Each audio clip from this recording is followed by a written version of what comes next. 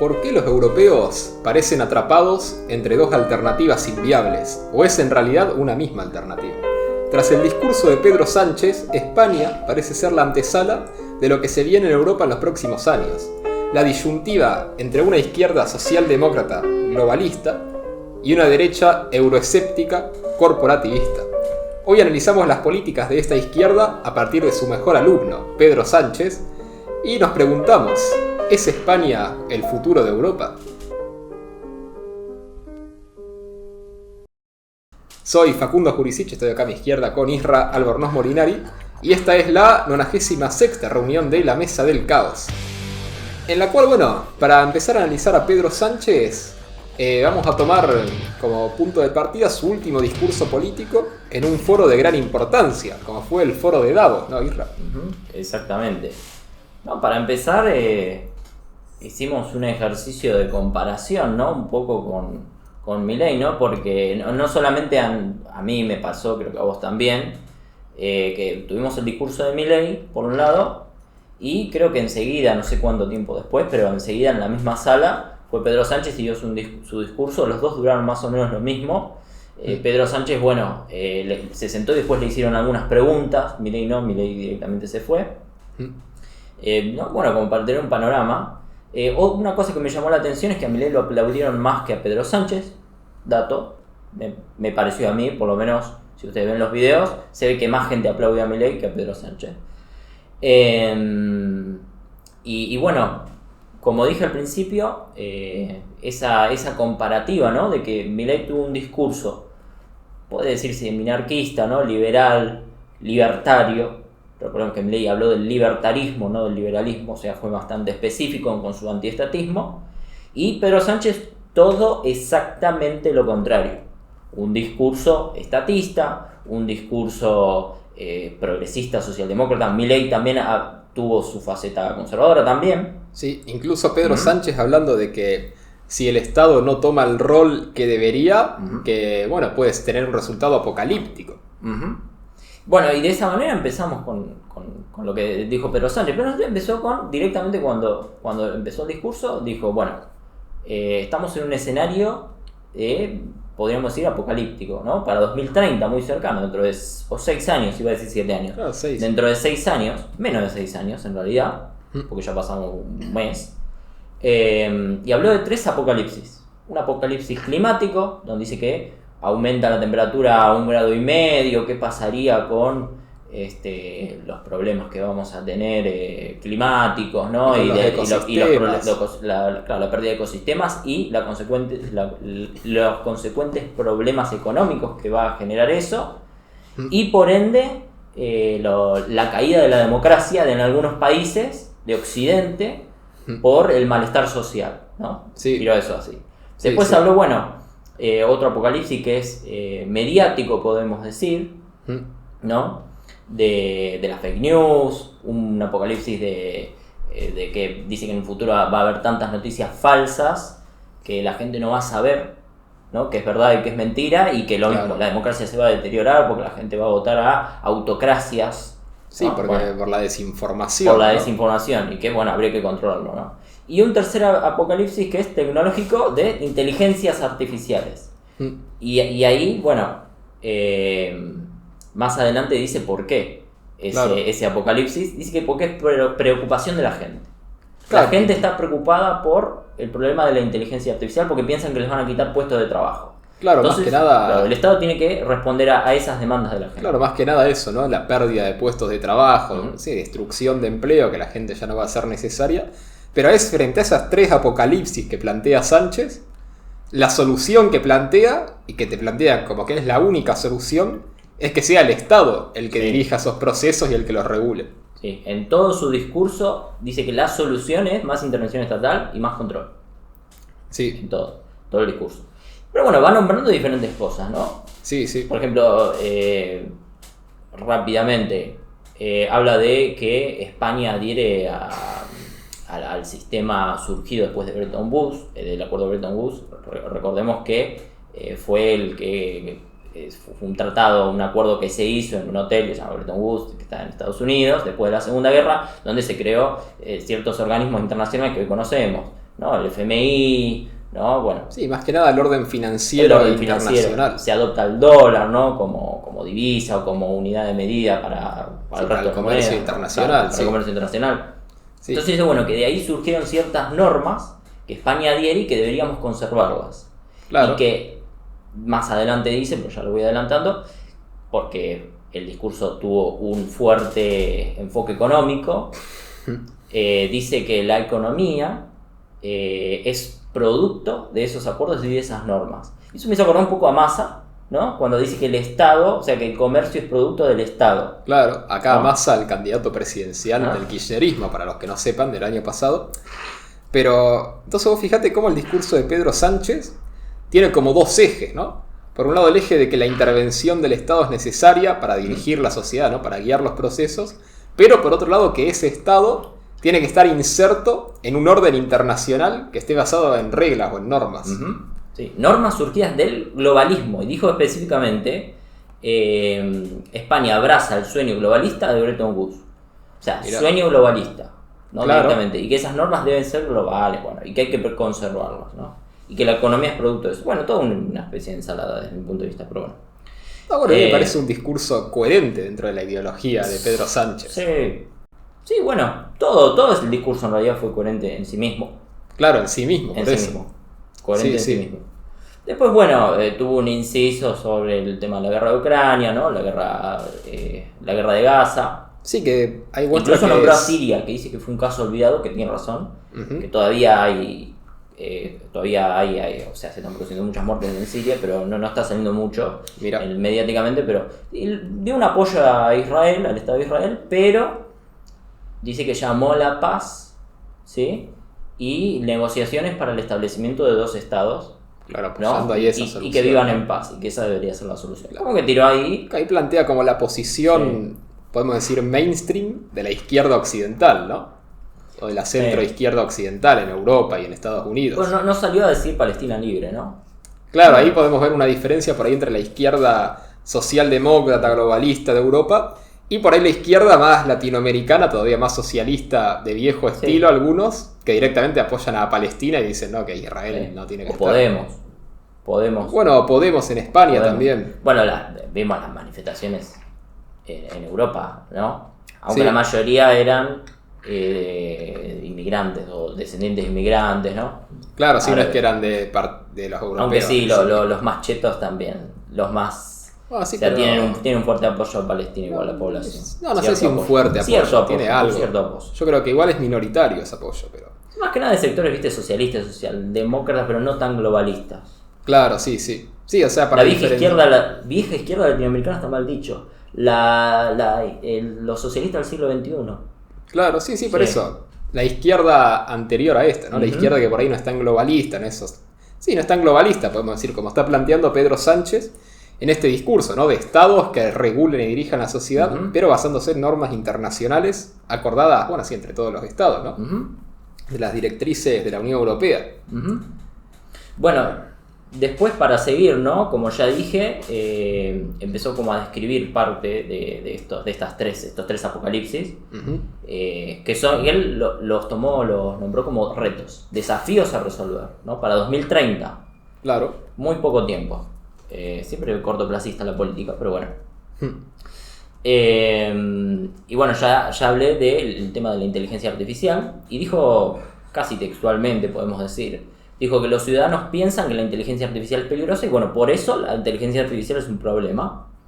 Y él propuso una solución, una gobernanza global de la digitalización y de la inteligencia artificial. Ujú. Y acá voy a leer textualmente lo que dijo, para que ésta no introduzca sesgos discriminatorios, o sea, para que la inteligencia artificial no introduzca sesgos discriminatorios, ni repitan viejas injusticias. Claro. Sí. Que esto básicamente se refiere a esta idea también del progresismo en general, de que la inteligencia artificial, bueno, eso, ¿no? Debería incluir a todos los géneros, todas las razas, las etnias, todo, ¿no? Que debería tener la discriminación positiva, la misma que tienen los estados, que la debería aplicar la Sí, inteligencia meterlo artificial. lo de los emojis de WhatsApp. No, pero ¿por Poner- qué? Por otra cosa, porque por ejemplo la inteligencia artificial la hacían ciertos test en su momento, Sí. ¿no? Por ejemplo, de un montón de cosas, pero que básicamente te ponía, bueno, una serie de caras, por ejemplo, y te decía, bueno, quién es más probable que llegue a tal puesto ejecutivo. Y la inteligencia artificial analizaba todos los datos de las características demográficas de quienes llegaban, y te ponía que los que más probable que llegaran eran, por ejemplo, los hombres blancos heterosexuales. Sí.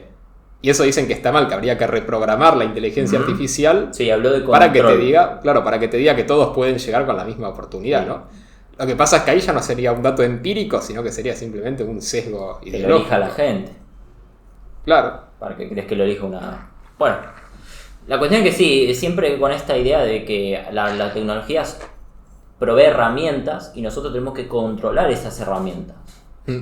¿Sí? Sí, sí. Porque, bueno, se pueden volver en contra de nosotros, ¿no? O sea, claro, plantea el peligro y la idea de control. Y también en ese sentido plantea, ¿no?, que los empresarios, que justamente también tienen que estar insertos en este rol del Estado y en esta normativa del Estado, porque si no pueden ser contraproducentes al progreso social o la prosperidad.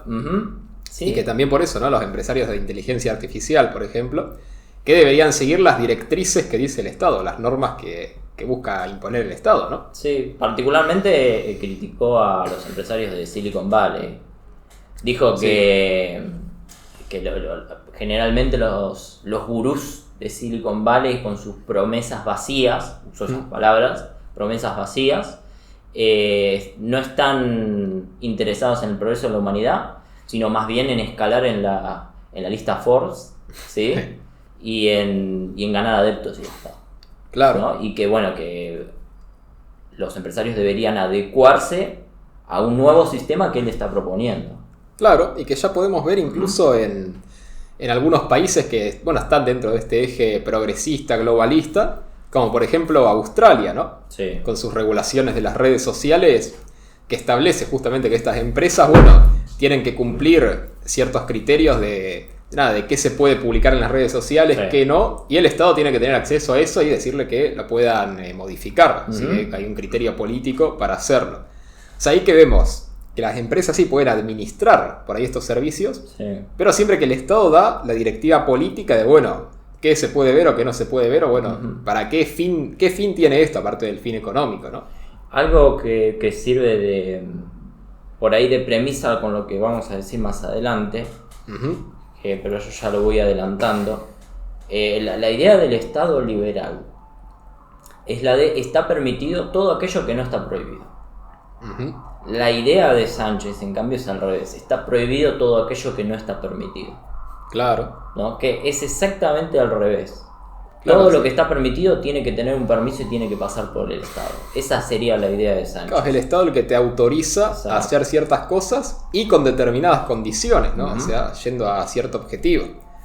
Y en este sentido Sánchez, bueno, se pone a sí mismo como posible líder o como vanguardia de este movimiento a nivel global, ¿no? Sí, podríamos decir que con ese discurso se está candidateando a liderar. Incluso dijo que lidera ciertos avances que hubo de digitalización, ¿no? Del empleo público, nombró un par de cosas más. O tal vez que esté preparando... Como que ya están adelantados.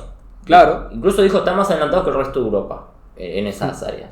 O tal vez que se está adelantando para intentar después ir a presidente de la Comisión de la Unión Europea. Es muy posible.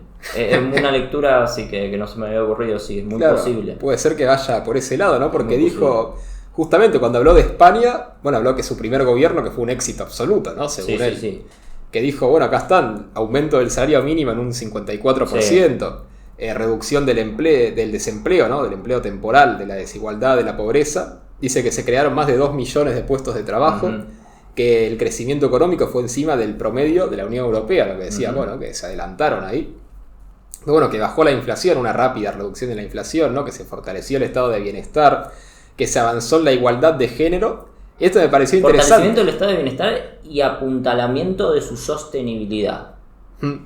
Ahí ya como que te está diciendo, bueno, yo soy zurdo, progre, me gusta hacer la redistribución peronista, pero el mío es sostenible. Yo no soy por ahí, yo no soy como los cubanos o los venezolanos, ¿no? El mío es sostenible, el mío lo puedo sostener. Claro, siempre poniendo énfasis en eso. Soy zurdo, pero yo lo puedo sostener en el tiempo porque yo hice crecer la economía, porque yo di empleo, porque yo bajé las tarifas y ahora hay menos pobres.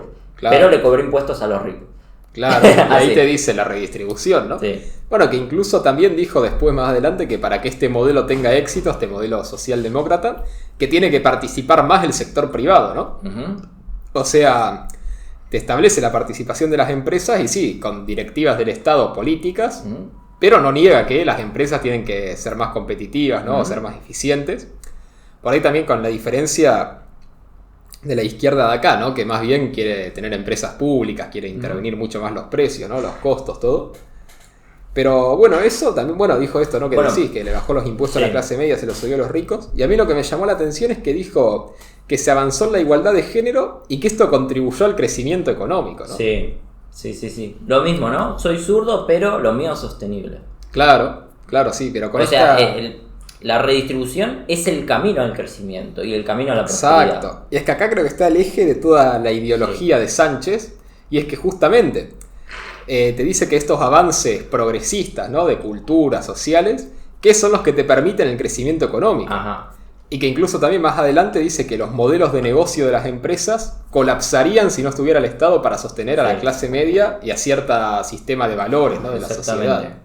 Exactamente. Porque, a ver, la socialdemocracia más clásica, no, diría la socialdemocracia post caída del muro de Berlín, esta socialdemocracia que a veces se la tildaba de socioliberal, ¿no? Porque adhería a ciertos postulados de la economía de mercado, de regular la economía, siempre con el énfasis de la economía mixta, entendiendo que las intervenciones del Estado no deberían ser tan grandes porque eso mermaba en el crecimiento económico, ¿no? Y que la redistribución era contraria a el libre mercado, o por lo menos contraria a la prosperidad, contraria al O sea, crecimiento como que económico. era algo por fuera del mercado, ¿no? Que hacía el Claro, Estado. por fuera, pero necesario para el sostenimiento de la democracia, por ahí, para la justicia social, ¿no? Sí. Bueno, acá ya, este es el cambio, y esto es importante prestarle atención, porque hay un cambio, esto no es el discurso de siempre. Acá, como vos bien dijiste, lo que se está demostrando es que es la premisa necesaria la intervención para, si no, no hay crecimiento económico. Es un poco volver a un poco lo que era el socialismo de antes, donde vos crecías porque el Estado lo hacía, si no, a ver, Claro. la CEPAL te decía, ¿qué es lo que te decía la CEPAL acá en América Latina? La CEPAL te decía que hay un deterioro de los términos de intercambio porque acá producías materias primas y allá en el norte, en los países Sí, en centro, Europa, en Estados Europa, sí, los países céntricos, acá sería la periferia, los países céntricos producían productos de bienes de valor agregado que valían más, entonces ellos eran ricos, nosotros pobres porque veníamos materias primas sin valor agregado. Bueno, entonces la intervención era necesaria para industrializar, agregar valor y ser ricos. Bueno, Claro. un poco eso. O sea, es un pensamiento, si se quiere, latinoamericano de mediados del siglo XX. Sí, pero... Hasta cierto punto de vista, ¿no? Sí, aunque también con ciertas... En materia económica. No, claro, pero quiero decir tal vez con ciertas renovaciones de que, bueno, capaz que no hay que regular tanto los precios, sino intervenir de otra manera, ¿no? Capaz que de Sí. alguna otra manera. Es como... Aprendieron yo- ciertas lecciones, aprendieron. En China Claro. no hay, no sé qué, no, creo que no hay tanto control de precio. Claro, por eso. Aprendieron ciertos detalles O sea, yo lo llamaría tal Aprendieron. vez un socialismo renovado, ¿no? con socialismo con características chinas, le dicen en China. Bueno, claro. Socialismo con características chinas. Claro, que ahora vamos a específicamente. ir viendo más adelante hasta qué punto esta socialdemocracia globalista, Sí. si no se empieza a parecer un poco al totalitarismo chino también, Ujú, que creo que es uno de los puntos centrales. ujú. Bueno, Pero, sí. no, que digo que Sánchez también, aparte de defender su modelo, criticó al modelo contrario, ¿no? Ujú. Porque al mismo tiempo dijo que no, lo de que las políticas neoliberales no funcionan, que no funciona desregular, y nuevamente citó a España como un caso de que se puede crecer con intervención del Estado, ¿no? Sí, sí, sí. Y dijo que bueno, que en su gobierno que en 5 años bajó el consumo de recursos naturales, se redujeron las emisiones en un 10% Ujú. y aumentaron la producción de energía renovable en un 34%, Ujú. y que la mitad de su energía la generaron a partir de energías renovables, ¿no? Del sol, del viento, del agua. Ujú. Y acá sí Sí. dice que es pionero en la Unión Europea, que es el primer país que lo hace. Sí. En la Unión Europea... Bueno, ahí está lo que dije, ¿no? Que es el Claro. primero en la Unión Europea que Claro. no solo con la digitalización, sino también con las energías y no renovables. solo en la Unión Europea, sino que creo en el mundo. Ujú. Creo que no hay otros países que tengan la mitad de su energía a través de energías renovables. Ujú. Entonces, bueno, así se plantea como modelo y también planteó, ¿no?, que con todo eso bajó la factura de luz también. Aunque vamos a ver más adelante que también eso es porque se subsidió fuertemente la factura en estos años. Ajá. Y también al mismo tiempo... Incluso lo dijo en un momento. Sí, y al mismo tiempo que se le subsidió, también porque se le eliminaron los impuestos. Sí. Entonces vos fijate, bueno, eso, qué interesante del modelo que plantea Sánchez de esto, ¿no? El Estado interviniendo y dando las bases para que pueda funcionar el sector privado, pero dentro del marco que el Estado le permite. Bueno, y por ahí la parte más importante del discurso, no solo desde mi punto de vista, fue la parte que dijo, bueno, que no es ludita, ¿no? Recordemos, los luditas son los que rompían máquinas. Sí. En la época después de la primera industrialización, ya por principios del siglo XIX, la primera mitad del siglo XIX, hasta mediados más o menos, porque bueno, reemplazaban a los trabajadores por máquinas, entonces las máquinas le iban a sacar el trabajo a la gente, entonces hacían atentados y rompían las máquinas, ¿no? Los luditas, en el Reino Unido. Bueno, que no lo tomen a él por ludita, ¿no? Y un poco por todo esto que dice que la intervención del Estado es la que ayuda, a la que hace que la economía crezca. Entonces no es que él quiere romper máquinas, sino podríamos decir lo contrario, ¿no? Que quiere mecanizar todo y eso sirve para la gente. Por ahí podríamos tomar. O sea, no quiere destruir la tecnología, sino que el Estado use la tecnología para favorecer a la gente. Ese es como el punto. Y por ahí un poco la frase, ¿no? La historia demuestra que la digitalización no llega sola, lo mismo, algo parecido a lo que decía Massa, el comercio, el crecimiento económico llega con el Estado. Y dijo puntualmente, la mano invisible del mercado no existe. Bueno, las palabras exactas fueron, me las acuerdo, nosotros los que fuimos, creo que educados o los que fuimos formados, creemos que la mano invisible del mercado no existe y al mismo tiempo la mano invisible de las inteligencias artificiales tampoco existen. Claro. Dice que cree en las manos de carne y hueso, no en las manos invisibles, que siempre cuando hay algo invisible es que hay un interés atrás oculto y que eso está en contra del interés de la gente, en contra de la democracia. Bueno, que cree en las manos de carne y hueso. Claramente no sabe o no quiere saber lo que es la mano invisible. ¿Sí? Porque dice que cree en las manos de carne y hueso, está bien, perfecto. La mano invisible son las manos de carne y hueso, esto para que entiendan que es la mano invisible. El mercado no es una cosa que está por ahí. El mercado puntualmente es la gente haciendo cosas. Cuando se habla de mercado se dice que no hay violencia, por eso se habla de mano invisible, porque no viene el Estado a través de, a punta de pistola, como dice Milei, ¿no? Sí, a punta de bayoneta, como dice, creo que decía Hayek, bueno, no me acuerdo, no importa. No viene el Estado con violencia a obligar a la gente a hacer cosas, entonces por eso se dice mano invisible, pero porque lo hace la gente, no se sabe quién lo hace, por eso si te metes a nivel micro sí sabes quién lo hace. Más que nada por eso, ¿no? Porque no hay un autor identificable de las cosas, no es que viene una organización... A nivel macro, a nivel micro sí. No, pero no, porque no es que viene una organización a decir este es el precio de algo, sino que justamente toda la suma de las organizaciones intercambiando lo que hace que se determine el precio de algo, y por eso se habla de mano invisible, porque no hay un autor definido, pero atrás de ese proceso obviamente que hay gente actuando. Manos de carne y hueso, que dice él dijo manos de carne, confío en las manos de carne y hueso. Claro, pero Sánchez con manos de carne y hueso dice el Estado. Sí, pero él quiere tergiversar lo que es la mano invisible, claramente. Y quiere que las manos de carne y hueso sean estos. ¿Sabes por qué? Es un totalitario. Acá claramente es un totalitario. Esto para los españoles que lo están escuchando tienen que darse cuenta un poquito. Bueno, ¿no? Pero ¿por qué es un totalitario? Si querés podemos comparar, podemos decir si España con esto estaría camino a hacer algo más como China. Ahora después vamos a ver, porque si no nos vamos a adelantar y vamos a pasar todo por arriba, ¿no? No, sí, pero bueno, eso puntualmente, ¿no? La idea de que no confía en la mano invisible y se inventó se inventó una definición de lo que es la mano invisible, ¿no? Claro. Y después, bueno, esta también una otra parte importante, dice, bueno, que hay un crecimiento de los regímenes autocráticos, así dijo, en Occidente, que eso es problema de la no resolución de la crisis del 2008 y de la del 2012, y que, bueno, que hay problemas económicos y por eso la gente entonces desesperada vota a regímenes autocráticos. Y eso pone en riesgo la democracia.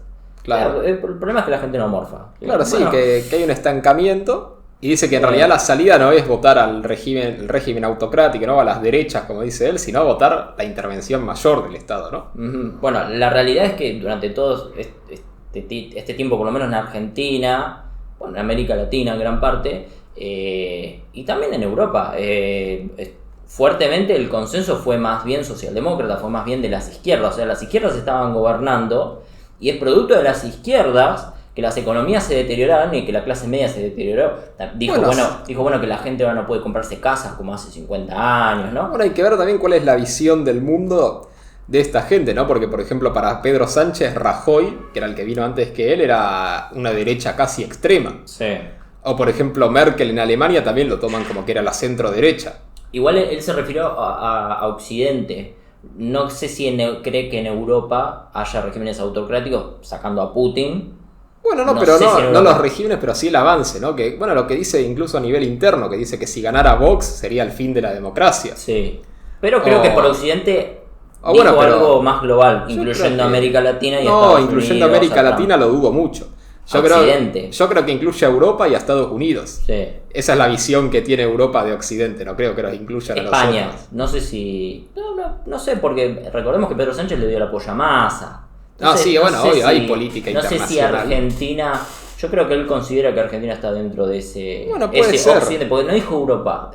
En un momento sí el nombre Europa, dijo Occidente. No, bueno, pero por eso, pero yo creo que más que nada lo fundamental ve Estados Unidos que va a ganar Trump. Seguramente, sí. Ve Francia que puede ganar Le Pen, ¿no?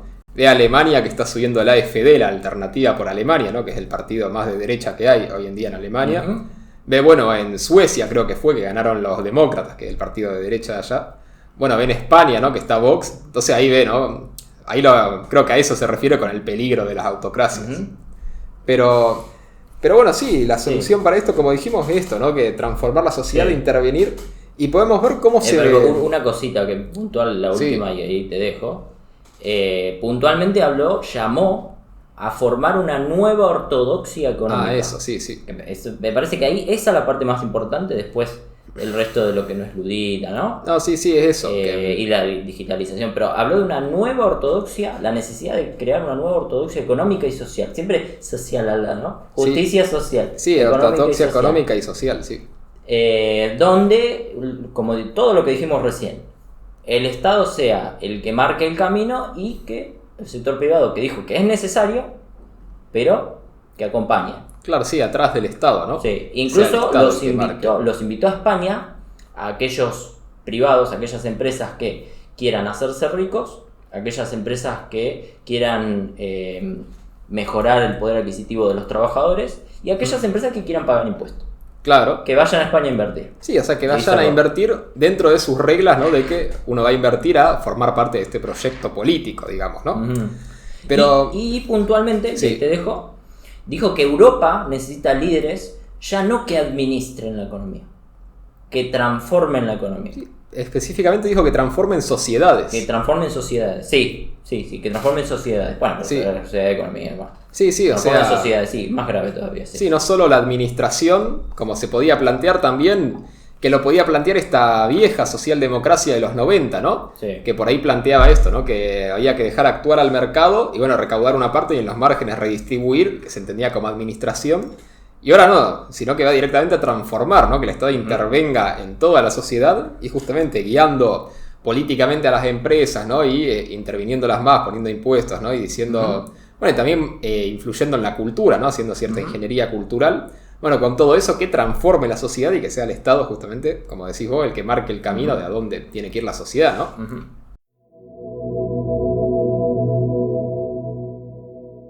Y ahora entonces podemos ver la aplicación concreta de esto, que son los decretos que sacó Sánchez de emergencia.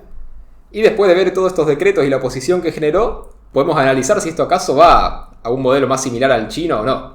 ¿Te parece? Entonces, básicamente estos decretos son tres. Son el Real Decreto Ley 0623, el 0723 y el 0823, ¿no? Que acá entra otra cuestión específica de España, y es que para aprobar estos decretos Sánchez tuvo que negociar con Podemos y con Junts. Y con Podemos negoció, cierta intervención, ¿no? De prohibir los desalojos hasta 2028 para quienes no pagaron alquiler. O sea, más regulación de alquileres, ¿no? Que España tiene una ley de alquileres muy similar a como teníamos acá. Es un desastre. Entonces, es peor todavía ya. Es peor porque están tomando las casas. Sí, están tomando las casas y no se pueden desalojar. No se puede desalojar y el dueño tiene que seguir pagando. Sí. Sí, entonces, tienen todo ese problema. Pero después yo creo que el problema mayor es la negociación que hizo con Junts, ¿no? Sí. Que Junts, que es el partido de España catalán independentista. Sí. Que quiere la independencia de Cataluña y que por cómo se dio el resultado de las votaciones de España del año pasado, cómo quedó el Congreso para poder aprobar cualquier ley, Sánchez necesita sí o sí los votos de Junts. Uh-huh. O sea, tiene los votos de su partido, de todos sus aliados, pero necesita los votos de Junts para poder aprobar cualquier ley. Uh-huh. Entonces básicamente le pueden pedir cualquier cosa a Sánchez. Uh-huh. Y Sánchez no puede gobernar por decreto tampoco. Porque allá en España los decretos están mejor regulados que acá. Sí. Y el presidente del gobierno, ¿no? Que sería Pedro Sánchez, puede sacar un decreto, pero el Congreso tiene 30 días para tratarlo y para aprobarlo no. Y si en esos 30 días no se aprueba, el decreto se deroga automáticamente. Uh-huh. Entonces sí o sí necesita la aprobación del Congreso. Y justamente esos son los 3 decretos de urgencia que sacó Sánchez, ¿no? Y que finalmente se aprobaron 2, el 06 y el 08. El 07 no se aprobó, pero porque votó en contra Podemos. Por una cuestión, yo creo que es más de cálculo político, de pensar que, bueno, si no lo aprueban, tal vez pueden negociar un poco más, ¿no? Uh-huh. O pueden mostrar como que ellos son más de izquierda, porque decían que ahí el gobierno estaba ajustando a los jubilados con ese decreto, por un porcentaje que bajaba de que los pensionados de más de 52 años, en vez de cobrar el 125% de la base de jubilaciones, iban a cobrar el 100% de esa base, ¿no? Sí. Y decían que eso era un ajuste a los jubilados de ese régimen específico. Sí, son K. Sí, es la izquierda más radical de España. Incluso más que el PSOE y más que Sumar, ¿no? Que ya está a la izquierda del PSOE. Pero bueno, entonces básicamente... Bueno, viste que Junts, creo que hoy, dependiendo, viste, por un tema horario, sería hoy, ayer, votó en contra de la amnistía. Claro, ahí voy con eso, con eso. Básicamente eso es lo relativo a Podemos. Y lo relativo a Junts, ¿qué negoció con Junts? Negoció, bueno, modificar la ley de sociedades de España para que todas las empresas que se fueron de Cataluña, por la inseguridad jurídica, ¿no? Por todo el proceso que hubo, el referéndum en 2017, todas esas empresas que se fueron de Cataluña, que estén obligadas a volver a tener su sede en Cataluña. Uh-huh. O sea, ahí vemos una intervención muy clara, ¿no? Uh-huh. Y después también lo que negoció es cederle la competencia migratoria a Cataluña. Uh-huh. Que yo creo que esta es la cuestión más grave, porque... bueno, te afecta directamente la soberanía del Estado español, ¿no? Directamente ya el territorio catalán puede decidir dejar a quién entrar o a quién no, con su policía catalana. Cada comunidad, exactamente. Claro, ni siquiera cada comunidad, solo Cataluña. Bueno, acá solo Cataluña, no porque lo negocio con Cataluña, pero... Claro, pero también abre la puerta a eso, podríamos decir, a que se negocie para otras comunidades. Totalmente. De hecho, el Partido Nacionalista Vasco dijo que ellos celebran esta concesión a Cataluña porque es un precedente para que después lo pidan ellos. Sí. Entonces, bueno... vemos por ahí el desmembramiento de España en ese sentido. Y el después, inicio de la caída del Estado. Sí. Claro, y después tenemos que en el medio que Junts puede hacer lo que quiera con el gobierno. Efectivamente, ayer creo que fue, que votó en contra de la ley de amnistía que ellos mismos habían propuesto. ¿Por qué? Porque habían negociado que para todos los hechos de violencia del proceso, ¿no? Y incluso algunos tipificados como terrorismo, cuando fue el intento de la independencia de Cataluña, habían negociado la amnistía para todos. Pero había quedado un tecnicismo jurídico ahí medio vago, y que los jueces empezaron a iniciar investigaciones contra Puigdemont, que es el líder de Junts, y aprovecharon ese agujero para decir que, bueno, que Puigdemont no podría ser amnistiado, porque justo había una figura jurídica que no se encontraba en la ley, ¿no? Entonces los de Junts dijeron que no, que había que enmendar la ley, y que se tenía que incluir también la amnistía para cualquier tipo de acto terrorista, sin importar su calificación. Uh-huh. Y pues el PSOE dijo que no, que ya era demasiado eso, que no se podía incluir. Y Junts directamente le votó en contra de la ley, y ahora la ley tiene que volver a ser negociada en la comisión, ¿no? Uh-huh. Y obviamente siempre con la amenaza latente de que si no sale, le pueden tumbar el gobierno. Porque como es un sistema parlamentario, allá Junts vota en contra del gobierno y vota con el PP y Vox. Claro, vota con el PP y Vox y le tira abajo al gobierno. ¿Te imaginas que todo esto que nosotros dijimos, pero Sánchez ya la tiene, viste, ya queda 4 años, y por ahí ahora lo voltean?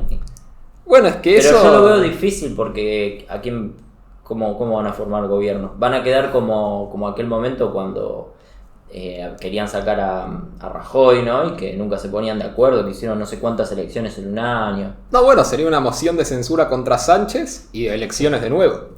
Y bueno, y el tema es que ahí incluso Sánchez ahí podría intentar aprovechar y decir, miren, ahora puedo reprimir el independentismo, pero necesito todos los votos o algo así. No lo veo, ¿no? Lo igualmente, veo perdiendo. Sí, igualmente Sánchez lo que se ve es que cayó mucho su imagen positiva desde que ganó las elecciones. Sí. Ahora tiene una aprobación del 37%. ¿Cuánto tenía antes? Y creo que tenía 40, 41. Tampoco tanto, pero bueno, tanto. Cayó un poco, ¿no? Pensar que Milei tiene arriba de 60, ¿no?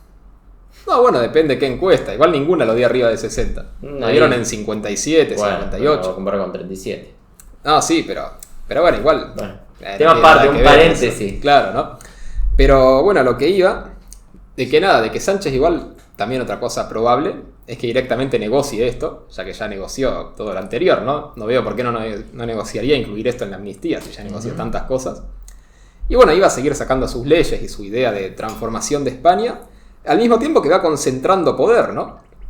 Justamente decimos que este modelo de intervención del Estado, bueno, sí puede tal vez empezar a asemejarse un poco al modelo chino en algunas cosas. Y efectivamente Sánchez hoy en día quiere lograrlo, pero todavía no puede. Bueno, pero ya tiene algunas cosas. Tiene, por ejemplo, el control casi absoluto del Poder Judicial, ¿no? O sea, todo el Tribunal Constitucional en España depende todo de Sánchez. Sí. Incluso la oposición, el PP, había dicho que iba a mandar la ley de amnistía al Tribunal Constitucional y parece que eso no va a tener ningún efecto, ¿no? Directamente van a decir que es constitucional porque lo votó el Congreso y ya está. Entonces, nada, por un lado podemos ver como este desmembramiento interno de España, ¿no? Esta pérdida de soberanía interna, podemos decir. Pero por otro lado, podemos ver cómo Sánchez, al mismo tiempo que tiene estas dificultades internas, y por esto es tan peligroso, creo, al mismo tiempo puede sacar las leyes que quiere para su agenda, ¿no? Y para ponerse como este líder internacional, que es como el faro del progresismo. Sí. Porque tiene como un doble juego, ¿no? Por ahí. Tiene como una agenda más personal, podríamos decir, ¿no? Quizás, como vos dijiste, tratando de ser el secretario, ¿no? de la Unión Europea, ¿no? Tratar de... Sí, una agenda personal de escalar, ¿no? Puestos políticos, ya por fuera de España, porque ya es presidente del gobierno, entonces ahora, si quiere seguir subiendo, fuera de España. Y por otro lado, esta agenda en España de conservar el control en su propio terruño, que bueno, está teniendo estos traspiés, tiene por ahí, como vos dijiste, la justicia controlada, pero todavía Junts lo obliga a volver a negociar y así, ¿no? Sí, más que nada Junts, porque ahora vamos a ver el rol de la oposición y el PP y Vox están totalmente incapacitados para hacer nada. O sea, literalmente hoy en día la llave del gobierno la tiene Junts, que es un partido independentista catalán. Que es un títere de Junts y los independentistas catalanes. Lo que pasa es que tampoco, tal vez no sea un problema... No digo de que sea un títere. No, un títere no, yo creo que es una negociación. Una negociación. Pero lo que pasa es que yo no veo que eso pueda ser un problema para Sánchez, ¿no? Porque si a Sánchez lo que le importa es en España establecer la agenda progresista, ¿no? Y establecer, como él dice, esta nueva ortodoxia económica, este nuevo sistema... Y capaz que no le importa si dentro de esa España está Cataluña o no. Entonces puede ir negociando, ir dándole concesiones a los catalanes y el resto de España ir moldeándola como a él le parece que tiene que ser, ¿no? Sí, no le importa que desmembrar una parte. Claro, o sea, en todo caso es un problema para la oposición, pero no para Sánchez. Yo eso es lo que estoy viendo. ¿Y por qué te digo? Porque al mismo tiempo que pasa esto, hay que ver cuál es el contenido de estos 3 decretos de ley, ¿no? Que bueno, empezamos con el primero, el decreto ley 06 del 2023. Sí. Que este es el llamado decreto ómnibus de Sánchez. El ómnibus español. Claro. La ley ómnibus española. Que tiene igual 129 artículos, ¿no? Mucho menos que nuestro propio decreto ómnibus o que la ley ómnibus. Pero bueno, básicamente todos estos artículos digitalizan todo el sistema judicial. Básicamente, por nombrar algunas medidas, desarrolla el expediente judicial electrónico. O sea, todo el expediente judicial, todos los datos va a estar de manera electrónica, digital. También los juicios para cualquier delito, menos los delitos penales con penas mayores a 2 años, todo el resto de juicios, van a ser a través de videollamada. No van a ser más juicios orales que presenciales. Ahora van a ser juicios por videollamada. Sí. Y esto incluye también los juicios por desalojos, ¿no? Ya que hablábamos de los desalojos antes. Y que incluso el PP también denunció que no se puede hacer esta reforma del sistema judicial así en un decreto, así porque sí, y que lo aprueben encima dándole las concesiones a los independentistas. Pero bueno, después otra cosa, que las empresas, para comunicarse con la Administración de Justicia, va a ser obligatoriamente por internet, ¿no? Después igual prevé algunos ajustes que se pueden hacer para los mayores de 65 para garantizarles que igual puedan acceder a todos estos servicios digitales, ¿no? Después, bueno, también establece, esto es interesante, la coordinación y el cruce de datos entre los distintos organismos de la justicia. Que dice que los organismos del Estado, cada uno tiene su base de datos, Sí. y que es inaccesible al otro organismo. Y ahora establece, ¿no?, que en caso de requerimiento judicial pueda estar este cruce de datos. También por ahí contribuyendo a esta idea, por ahí también cercana a China, de que el Estado controla todos los datos de la sociedad, ¿no? Tiene acceso a todas las bases de datos. Y no está tanto por ahí esta división, o sí, esta división de jurisdicciones de decir, no, bueno, si el Estado tiene este dato para esta cosa, no puede venir otro organismo a requerirlo para otra cosa. O sea, entre diferentes organismos de justicia de nación sería, o del reino, de las comunidades, de las provincias. Sí, de las comunidades autónomas, del reino, ¿no? De la nación. De todo el sistema. Y incluso, más allá de la jurisdicción de provincias o de naciones, dentro de por ahí de la justicia penal con la justicia civil, o dentro de los distintos ámbitos de la justicia también, ¿no? Sí. Básicamente eso es. Después, bueno, otra cosa. No es un federalismo, ¿eh? Si esperaban que España se vaya convirtiendo en un federalismo con la comunidad autónoma, No. olvídense, esto es... Es otra cosa. Es otra cosa. O es un federalismo a la Argentina, podemos decir, ¿no? Un pseudo-federalismo. Me hace acordar, sí. Porque incluso después vamos a ver cómo hay reclamos también de coparticipación, ¿no? Y de que el Estado tiene que mandar cierta plata. Pero bueno, básicamente es todo esto. Son muy buenas noticias. ¿Buenas noticias? Sí. Bueno, no sé, tal vez para los que no estamos en España, ¿no? No, también, no. Yo no quiero que le vaya mal a los españoles. Pero bueno, esto es todo lo de la digitalización de la justicia, que ¿por qué es importante? Porque esto es parte del plan europeo para no me acuerdo el nombre, creo que era para la reactivación, la resistencia y la resiliencia o algo así. Ajá. Que es un plan de la Unión Europea que te establece un montón de directivas de justicia, de economía, ¿no? De administración pública, que vos las tenés que cumplir y a cambio la Unión Europea te da plata. Claro. Sí. Y que entonces Pedro Los húngaros se andaban quejando de eso. Los polacos también se andaban quejando porque les cortaron. ¿No haces esto? Listo, no te doy la plata. Claro. Argumento para los euroescépticos, ¿sí? No me caen tan mal los euroescépticos, ¿sí? Tengo que decir, ¿no? La verdad. No, bueno, tienen el punto de que la Unión Europea efectivamente hay cosas mucho para corregir. Está minando la soberanía de sus estados miembros en algún punto. Sí, porque la Unión Europea no es democrática. Claro, y por eso te digo... No hay oligarcas que les dicen a los demás que hacer. Igual hay elecciones directas al Parlamento Europeo, ¿no? Pero después se elige por otro sistema la Comisión Europea, el Comité, todo.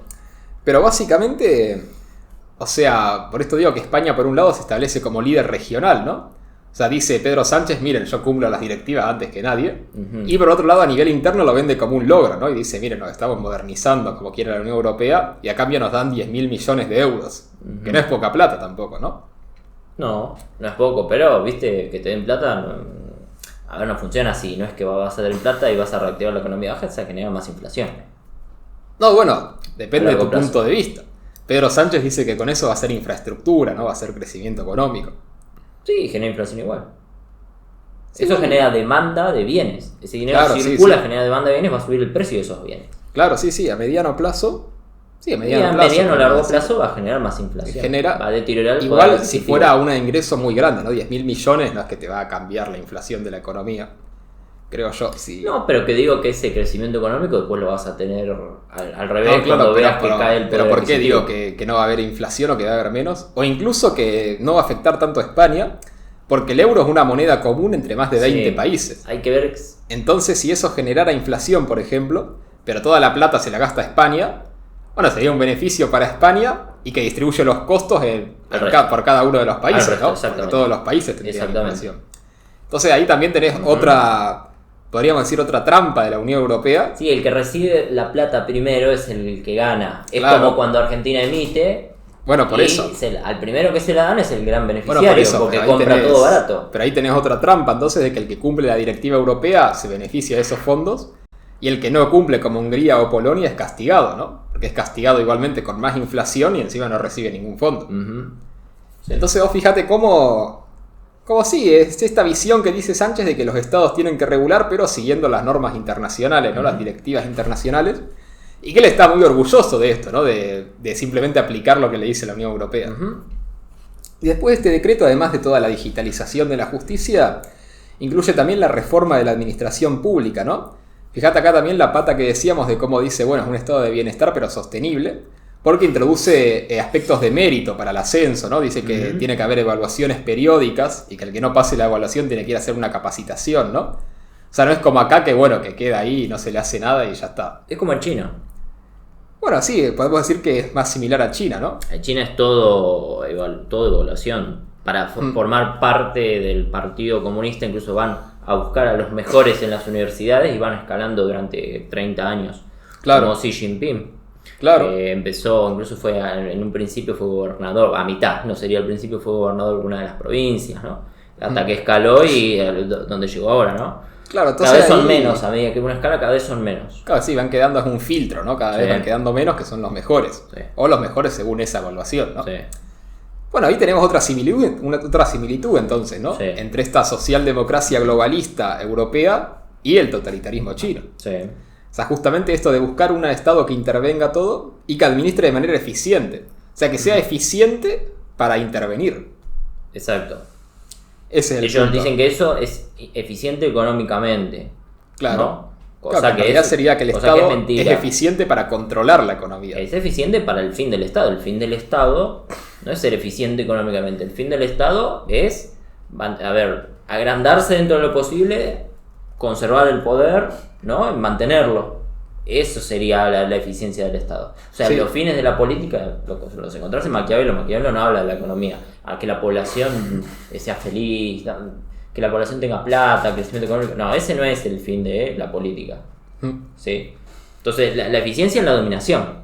Claro, sí, eficiencia en dominar mejor, ¿no? Ajá. Que al mismo tiempo se puede entender en que esa mayor eficiencia es una menor libertad, porque justamente tenés menos libertad para actuar por fuera de lo que te permite el Estado para zafarte, porque el Estado te controla mejor.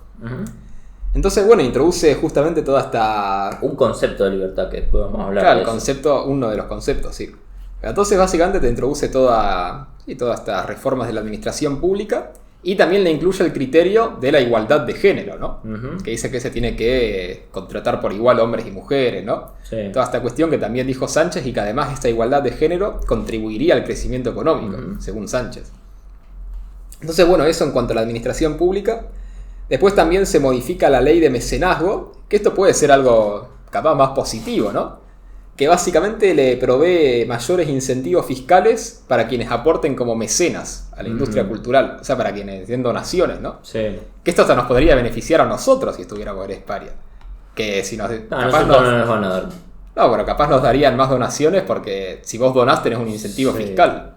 Sí, pero por lo que hablamos, bueno. Sí, que hablando de donaciones, aprovecho acá justo este momento, ¿no? Que queda Sí. justo, para decirles que si les está gustando el video y el canal en general y quieren que hagamos más investigaciones como esta, los pueden apoyar donando un cafecito si están en Argentina o por la opción de Super Gracias de YouTube si están en otros países. Y pueden unirse también a una suscripción mensual que tiene beneficios exclusivos como ver los videos antes de tiempo o poder votar los temas de los videos una vez al mes o tener acceso a una serie exclusiva de videos donde analizamos series y libros y películas desde el análisis político y filosófico. Así que bueno, están los links ahí en la descripción si es que quieren verlo. Y bueno, ahora seguimos con el video, ¿no? Con este análisis de Sánchez. Básicamente, este incentivo fiscal que es... Bueno, que si están en España además les conviene donarlo, así que pueden donar más, ¿no? Pero este incentivo fiscal, ¿qué sería? Sería que... ¿Te acuerdas cuando yo te decía aparte, no? Que pedí, ¿no? Como que pedí que se suscriban, que nos donen, y vos decías, no, como... Es como mendigar y ahora no, pero si No, están en yo España, no decía eso, el chango decía eso. El chango, pero vos estás como en la posición intermedia. Puede ser. Pero bueno, básicamente, ¿qué es este incentivo? Que vos donás... Mirá, el chango volvió a aparecer, ¿no? Sí, no, siempre está presente el fantasma entre del nosotros. chango observándonos. El chango un antiguo miembro del canal, ¿no? Para quienes no sepan. Pero bueno, Algún día va a aparecer, yo sé que va a aparecer algún día. Esperemos. Pero bueno, básicamente, esto de los incentivos fiscales, ¿cómo es? Que vos, por ejemplo, donás 100 euros a alguien y el 40%, o sea, 40 euros, lo podés usar para deducir cualquier impuesto. Sí. Es algo bastante simple, ¿no? Sí. ¿Y por qué es mayor incentivo? Porque antes era un 35%, o sea, lo subió de 35 a 40. Y además, si vos tenés una suscripción mensual y la mantenés durante varios años, te va aumentando el porcentaje que podés usar para deducir impuestos, ¿no? Pero esto que parece bueno, que es como parecería como cobrar menos impuestos, ¿no? Un incentivo fiscal, también forma parte de esta visión de Sánchez de guiar la economía, ¿no?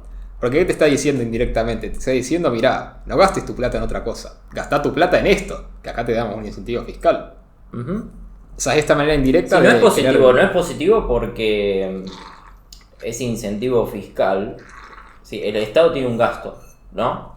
Y si no gasta en un área, pero mantiene el mismo gasto, la plata la va a tener que cobrar de otro lado.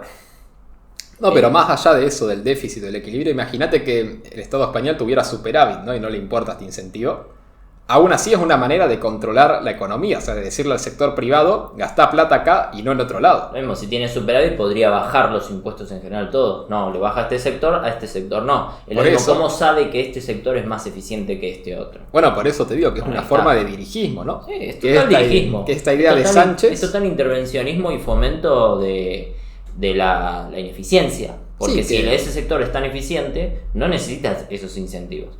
Es ineficiente porque la gente no quiere comprar eso voluntariamente y vos tenés que forzarlo desde arriba. Claro, bueno, pero es esta idea de Sánchez de que el mercado por sí mismo no llega al equilibrio. La mano invisible no existe, ¿no? O sea, de que es el Estado el que tiene que guiar, incluso más allá de los incentivos económicos, ¿no? Guiar cuál es la mejor cultura para difundir, ¿no? Guiar cuáles son los mejores criterios políticos para aplicar. Bueno, es que podemos decir que la ideología de Massa acá en Argentina... Similar, era la socialdemocracia globalista. Es muy similar, me hace recordar mucho. No era, es verdad que no era kirchnerismo. La Nata tenía razón, Massa no es kirchnerista. La verdad que tenía razón, es verdad. Era algo peor que el kirchnerismo. Era algo peor, porque el kirchnerismo tarde o temprano cae, porque es una especie de peronismo así más de izquierda, chavista, bueno, y esto es otra cosa. Por algo Pedro Sánchez, acordémonos, ¿no? Que Pedro Sánchez cuando fueron las elecciones en Argentina... le dio el apoyo explícito a Massa, ¿no? Y decía que esperaba que Massa gane en Argentina porque es un compañero progresista, algo así. Sí, qué problema, ¿no? Entonces vos fijate, así como está todo conectado, también por eso decimos que es la socialdemocracia globalista, porque es global, es toda una red internacional, ¿no? No es solo de que está en un país. Totalmente. Pero bueno, básicamente es complicado todo este tema. Y lo otro que cambia Sánchez de la última modificación que hace, que también es importante, es de la ley de bases para el régimen local. Que es una ley que afecta a los municipios. Y que básicamente, a partir de ahora, para crear un nuevo municipio, antes necesitaba 5.000 habitantes y ahora necesita 4.000 habitantes. O sea, un poco menos. Pero tiene que ser sostenible financieramente, dice. Y le da además a todos los municipios la obligación de tener un portal de internet donde se puedan acceder a todos los servicios.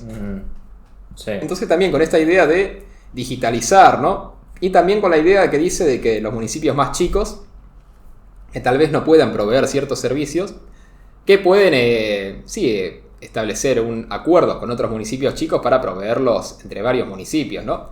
O llegado el caso, el Estado nacional o el Estado federal puede darles una ayuda financiera. Entonces está también esta cuestión de, por un lado, el federalismo, pero un federalismo a la Argentina, ¿no? De que es el Estado nacional el que le va girando dinero a las provincias y a los municipios. Que es un federalismo estructurado por el Estado nacional. Entonces ese es el decreto ley 06. El decreto ley 07 no lo vamos a comentar mucho porque es el que quedó rechazado, pero básicamente... Rápidamente, punteo. Sí, básicamente incluía algunos cambios laborales, una mayor flexibilidad de cómo usar el permiso de lactancia, que antes tenías 1 hora por día de lactancia como trabajadora, ¿no? Sí. Y ahora, por ejemplo, podías acumular las horas, no sé si un día ibas entero, bueno, el otro día tenías 2 horas para acumular o 3 o bueno, así. Es una reforma que bueno, dentro de todo está bien, podemos decir, ¿no? Después, bueno, también esto es interesante porque en este mismo sentido de... Por un lado el Estado Nacional guía, pero le da cierta competencia a las provincias, a las autonomías, y es que hace que los convenios colectivos de las comunidades autónomas tengan prevalencia por sobre los nacionales. Y que esto porque se incluyó por pedido de Cataluña también, ¿no? De que decían que Junts decía que los catalanes tenían que tener sus propios convenios colectivos, y no los que firmara el Estado español. Sí. Entonces, bueno, se incluyó esto, aunque se dejó que hay ciertas materias donde el Estado Nacional sí tiene prevalencia, que sería la jornada laboral, el régimen disciplinario, ¿no? Ciertas normas mínimas de prevención de riesgos, cosas así. Pero básicamente esta es otra concesión a Cataluña. Después, bueno, otra reforma que se incluía era aumentar el subsidio al desempleo. En España vos si no tenés empleo, bueno, te paga un subsidio el gobierno, un plan social, ¿no? Como acá. Y bueno, le iban a aumentar el monto. Y además iban a Lo dijo Sánchez en el discurso, igual que aumentaron los subsidios. Claro, y lo dijo como algo positivo, ¿no? Como un gran logro. Sí. Y además incluía la flexibilización de las condiciones para acceder a este subsidio. O sea que era más fácil acceder al subsidio, ¿no? Y después está la cuestión por la que Podemos votó en contra, y es que este subsidio se disminuía para los mayores de 52 años, de lo que sería el 125% del subsidio normal, ¿no? Al 100% del subsidio normal, o sea, igual que el resto. Y por esto Podemos votó en contra porque decía que era ajustar a los trabajadores. Entonces vos fijate cómo es un decreto que ya de por sí tiene ciertas cosas más de izquierda, más intervención, y Podemos lo corre más por izquierda todavía, ¿no? Ese es el destino de España. A mí me llama sí, ese es el destino de España, exactamente. No, viste, recién hace un rato estaba pensando, no solo en España, sino también en Occidente, ¿no?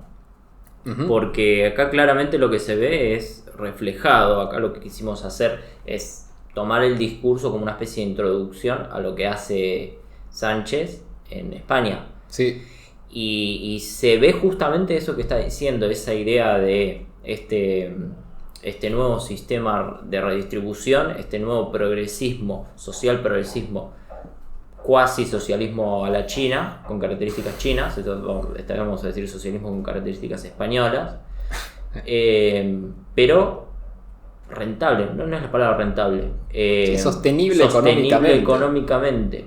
Con cierta ortodoxia en el superávit fiscal, con cierta ortodoxia en no generar por inflación, ¿no? Bueno, como decía Mujica, tengo que dejar que el privado pueda trabajar, Pepe Mujica, ¿no? Expresidente de Uruguay. Sí. Tengo que dejar que el privado produzca para yo después poder cobrarles impuestos y poder repartir. Claro. No tengo que ahogarlo, ¿no? Entonces esto de mantener vivo al esclavo. Bueno, pero Pepe Mujica yo creo que tenía más la visión anterior de la socialdemocracia de los 90, porque te decía, bueno, el mercado tiene que estar más o menos desregulado, no tiene que producir, y yo le saco impuestos y con eso redistribuyo. Creo que no llegó al paso de Sánchez de decir, bueno, no, pero el mercado, para que sea eficiente, tiene que ser guiado por el Estado. Sí.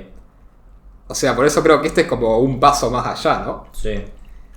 O sea, que sí, pero esto es interesante lo que decís, porque sí, lo que pasa en el discurso de Sánchez, lo que vimos que dijo Sánchez en el discurso, en estas medidas se va viendo cómo es en lo concreto, ¿no? Y cómo va interviniendo más. Sí, una izquierda mucho más peligrosa, porque siempre las izquierdas caen, porque son bastante burros, ¿no? Si sabes de economía no puedes ser de izquierda, como sí, dice de Adorno. Izquierda como dice Adorno. No, pero digo, izquierda entendido en el sentido clásico, ¿no? O sea, comunismo, socialismo. Claro, porque siempre eran burros, siempre en algún momento detonaban la economía, empobrecían a la gente y terminaba colapsando el sistema.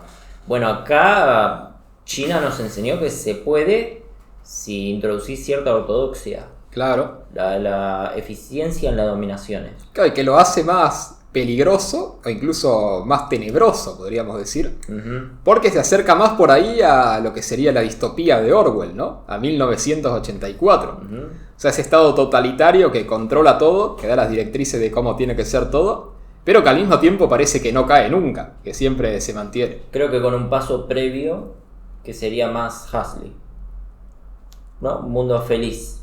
Sí, puede ser, sí.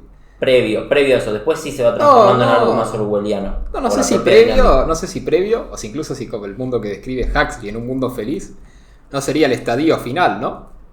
Porque la diferencia entre el mundo de Huxley y el mundo de Orwell es que el mundo de Orwell gobernaba en base al miedo. Sí. En cambio el mundo de Huxley gobierna en base al placer, ¿no? Sí, por eso mismo. Pero no sé si es que es un preludio o si es que justamente el desarrollo definitivo de un sistema totalitario es ese, ¿no? Que nadie quiera tumbarlo porque te da el placer inmediato constantemente. Bueno, yo tengo la tesis, más adelante lo vamos a hablar, más adelante ahora digo, de que el primer estadio es un estado de bienestar. Claro. El primer estadio para hacer todas esas reformas necesita darle, incluso el fin es el bienestar, que esa es una diferencia por ir con el modelo chino que no tuvo que pasar por una estancia de bienestar porque no partió de una clase media, partió de una clase campesina, pobre. Campesino, claro. En cambio acá partís de otro escenario y tenés que establecer un estado de bienestar. Ahora, ¿cómo evoluciona eso? Eso después lo vamos a ver, pero Claro. creo que el segundo paso sería algo más orwelliano, pero ya sin democracia. Bueno, ahí vamos a ver.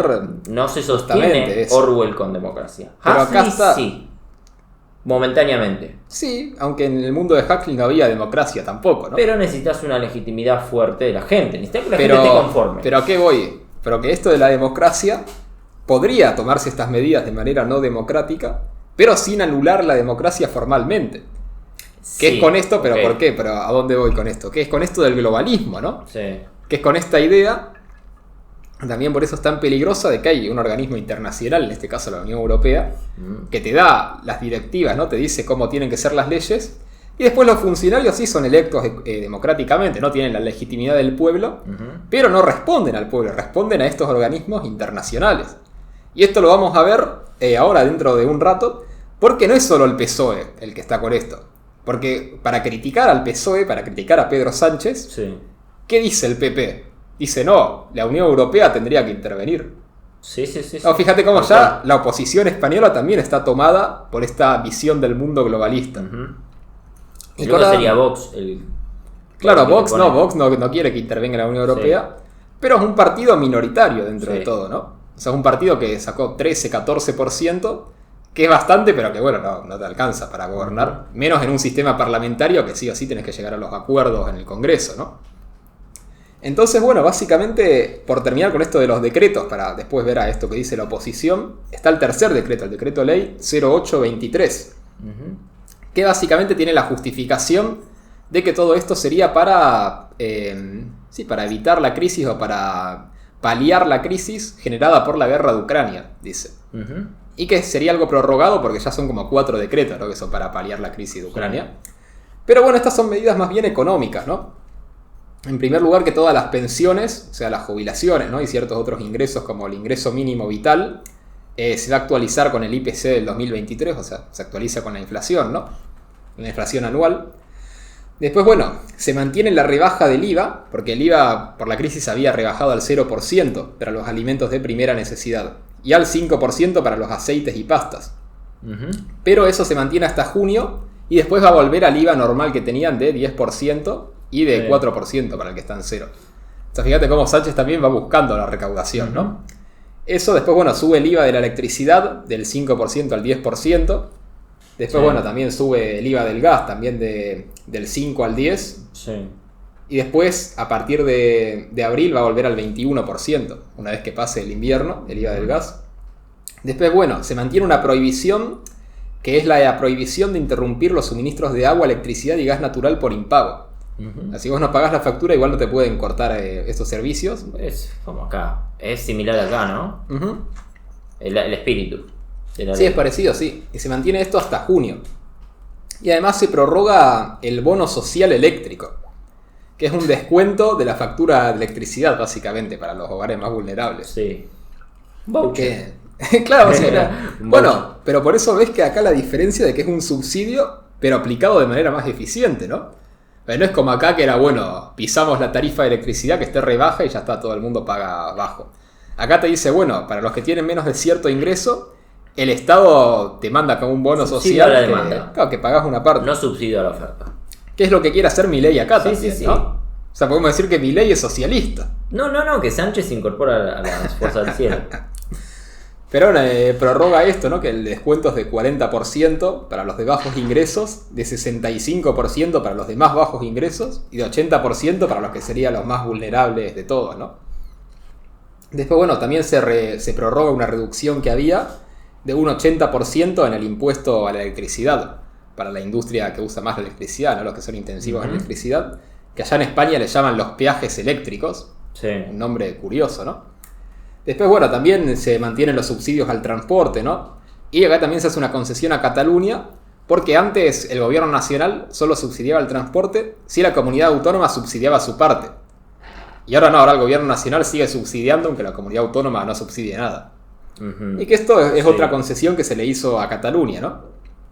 Fíjate cómo Cataluña, además de conseguir competencias migratorias, que por ahí es como lo que más afecta a la soberanía, y competencias de otro estilo, además está consiguiendo un montón de recursos financieros del Estado Nacional, ¿no? O O sea, ya vimos hace un tiempo que le habían condonado una deuda, creo que de 10.000 millones de euros. Bueno, ahora le están subsidiando más cosas, ¿no? Ahora el Estado Nacional va a obligar a las empresas a que vuelvan a Cataluña. O sea, Mirá. están consiguiendo una cantidad de subsidios importantes, además de eso. Y se lo están, obviamente, sacando al resto de los españoles, ¿no?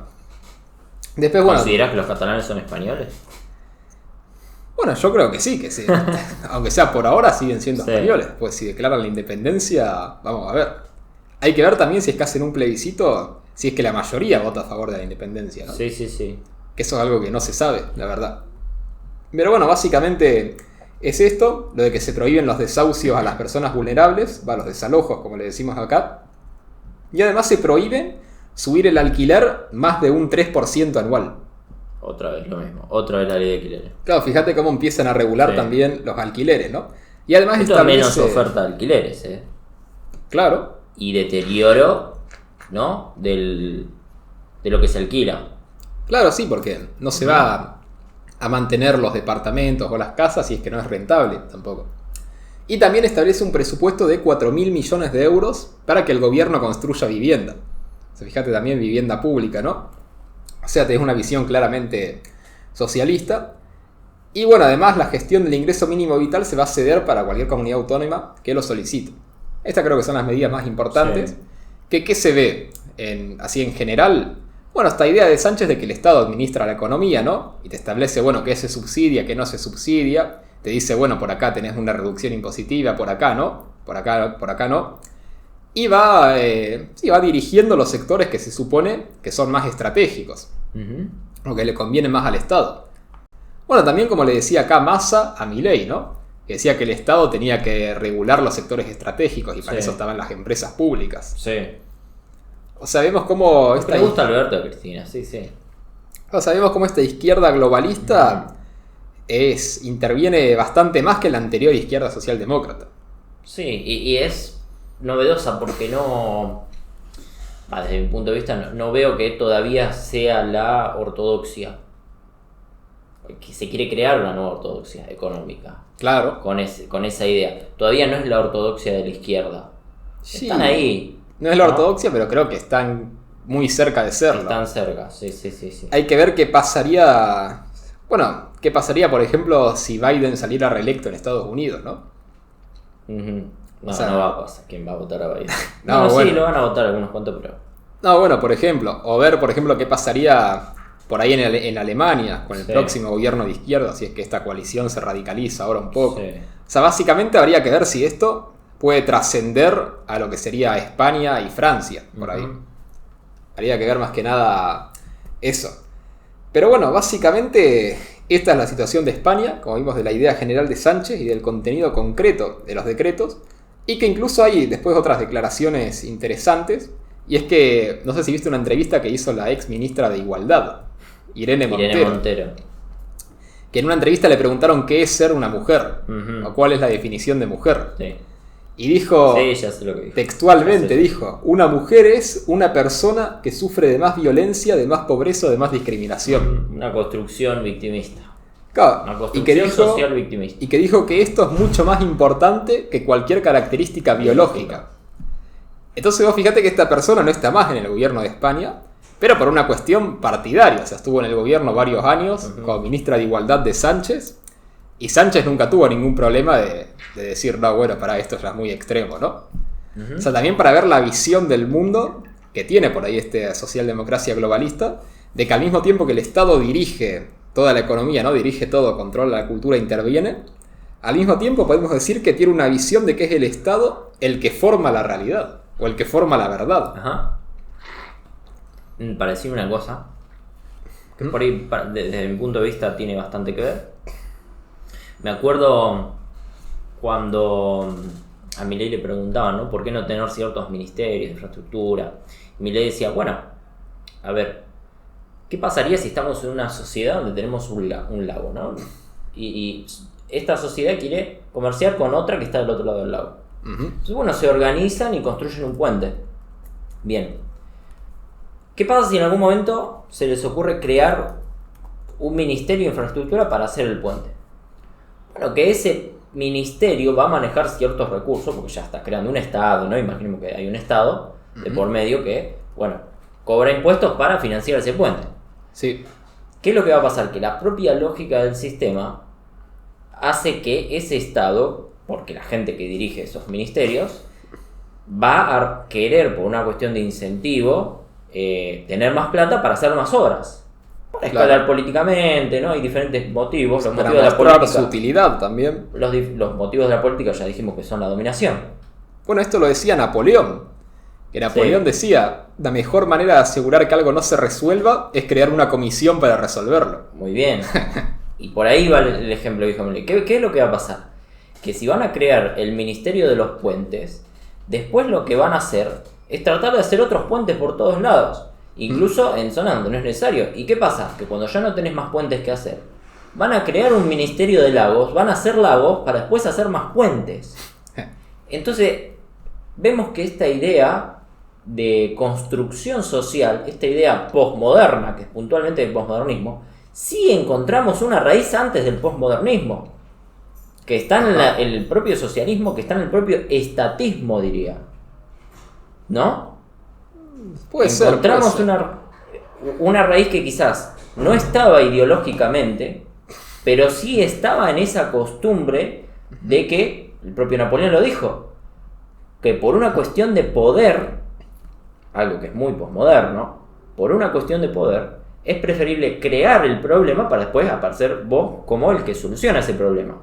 Puede ser, Justamente el poder es la premisa, según todos los progres, porque a mí me lo dicen todos los progres, ya sabés, pero bueno. Ajá. Lo dice Foucault incluso, con sí. esta de que atrás del, bueno, lo decía Trasímaco, si querés, en la República de Platón, Sí. Los sofistas, lo justo es aquello que es la voluntad del más fuerte. Claro. ¿Sí? Sí, es con esta idea. Bueno, y por eso... El poder atrás de todo. Vos fíjate cómo esta idea te remite... No hay bien ni mal, no existe la verdad, no existe lo moral. Bueno, y vos fíjate cómo esta idea te remite directamente a la definición de Irene Montero, ¿no? Sí. Que directamente toma por definición, bueno, persona más vulnerable, ¿no? Con más desventajas, con más injusticia. Y por eso el poder tiene que intervenir para eliminar esa situación, ¿no? Exacto. O sea, como la verdad y la justicia dependen del poder y por tanto no son nada objetivo por fuera del poder o del Estado. El progresismo es la consecuencia del estatismo. Bueno, incluso vi que esta visión, leí el otro día que esta visión, que bueno, esto es algo fuera de tema, pero ahora volvemos, y es que cualquier historia de ficción que se escriba bajo este supuesto está destinada a fracasar. O a fracasar como obra literaria, por ahí no comercialmente, pero quiero decir a fracasar como obra literaria, como obra artística. ¿Por qué? Porque si no existen el bien ni el mal, no hay héroes ni villanos. Solo hay dos conjuntos de personajes que luchan cada uno por su interés egoísta, y eso nunca puede llevar al lector a que se identifique realmente con algo más allá, con una historia épica. Vos me estás diciendo que todos los progres están equivocados y que el bien y el mal existen objetivamente, que no es una creación subjetiva del ser humano. No, bueno, digo que cualquier historia que no presuponga que el bien y el mal existen objetivamente por fuera de los personajes es una historia que no puede tener ningún mensaje potente, digamos. Bueno, pero lo que estás diciendo es que interiormente el ser humano tiene el bien y el mal. Todos los seres humanos tenemos ideas de bien y mal. Claro, exacto. Innatas, podríamos decir. Claro. Y que incluso de ahí viene, por ejemplo, también la tragedia, ¿no? Que es el héroe que hacía el bien, pero se dio cuenta que estaba mal. Sí. ¿Pero por qué se dio cuenta que estaba mal? Porque el mal existe por fuera de sí mismo. Sí. Entonces, bueno, eso nada, un paréntesis acá en todo esto. Eso vamos eso a también te adelanto, examinarlo con las películas. Claro, eso también te adelanto de esta serie de análisis de películas, de series, que les recuerdo pueden unirse para ver más reflexiones de este sentido, ¿no?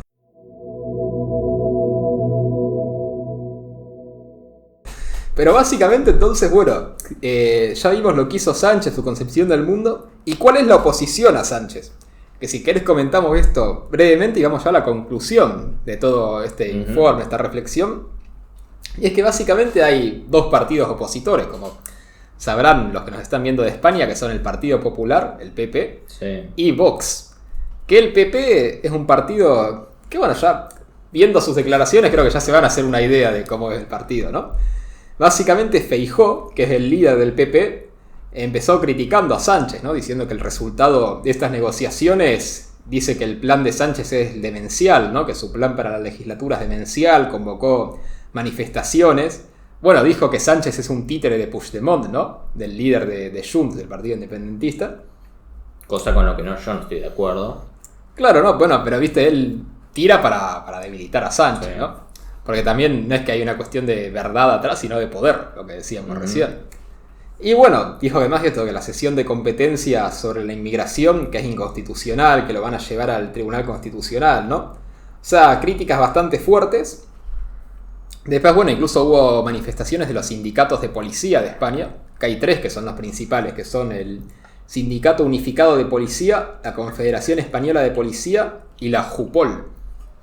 Y estos 3 sindicatos, que nuclean a prácticamente todos los policías de la Policía Nacional, también hicieron manifestaciones y quejas diciendo que básicamente Sánchez está vetando la presencia de la Policía Nacional en territorio catalán. O sea que en Cataluña no va a haber más Policía Nacional, sino solo los Mossos de Escuadra, que es como se llama la policía catalana, ¿no? Entonces, bueno, hubo toda esta oposición y el PP obviamente tomando estos reclamos, ¿no? Y después vino también la crítica, por eso digo más asociado por ahí al globalismo, podemos decir. Y es que dijo que además esto es un problema para la Unión Europea.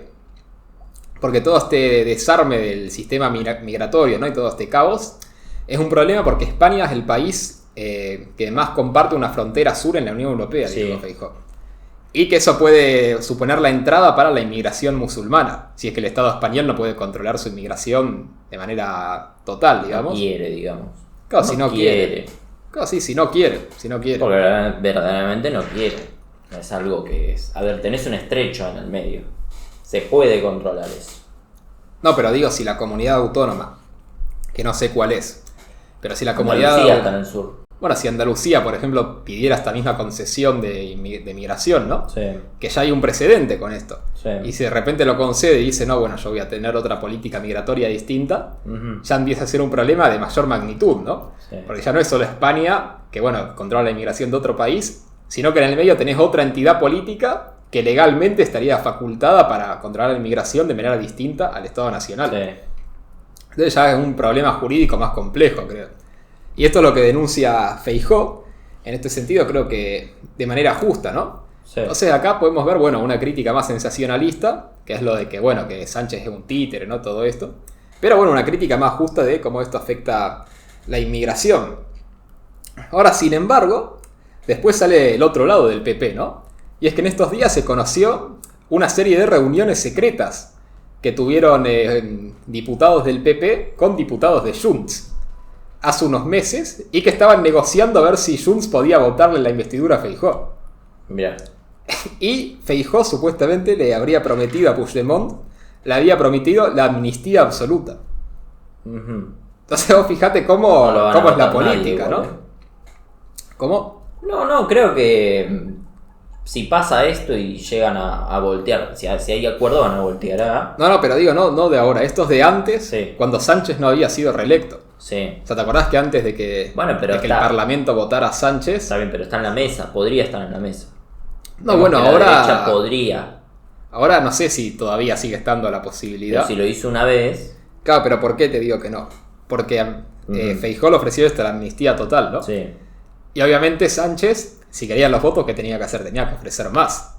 Sí. ¿Y qué le ofreció a Junts? Le ofreció la amnistía y le ofreció que durante su gobierno, en estos 4 años, va a haber una ley para habilitar un referéndum en Cataluña, un referéndum de independencia. Sí.